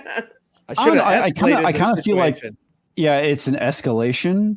So it's like, if they whip their phone out, I'll whip mine out. But I don't see the point to it because, you know, like I said, there's cameras everywhere anyway. Yeah. That's true. I mean, you film like 300 times a day, whether you like it or not. That's how many cameras are out there nowadays. So it's crazy. Anyways, thank you everybody for watching tonight. You guys have been fantastic in the chat. Thank you.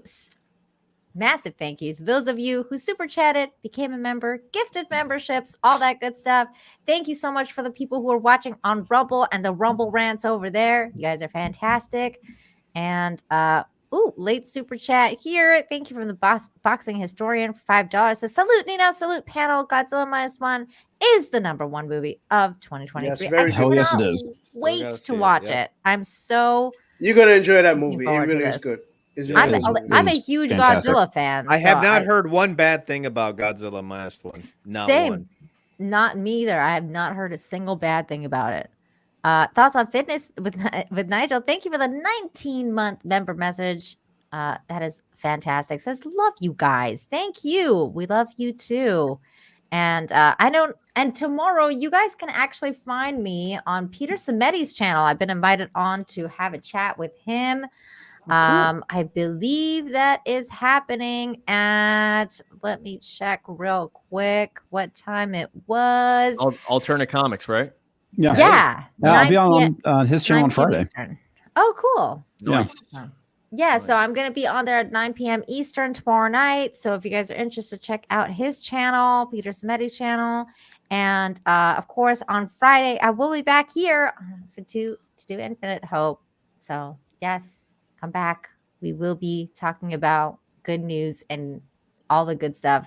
We won't watch cute animal videos though. I'm sorry. Unfortunately. That's out. Yeah. Thank you. Thank you again, everybody, for watching tonight. And we'll see you next time. Bye. See you later. Take care. See ya.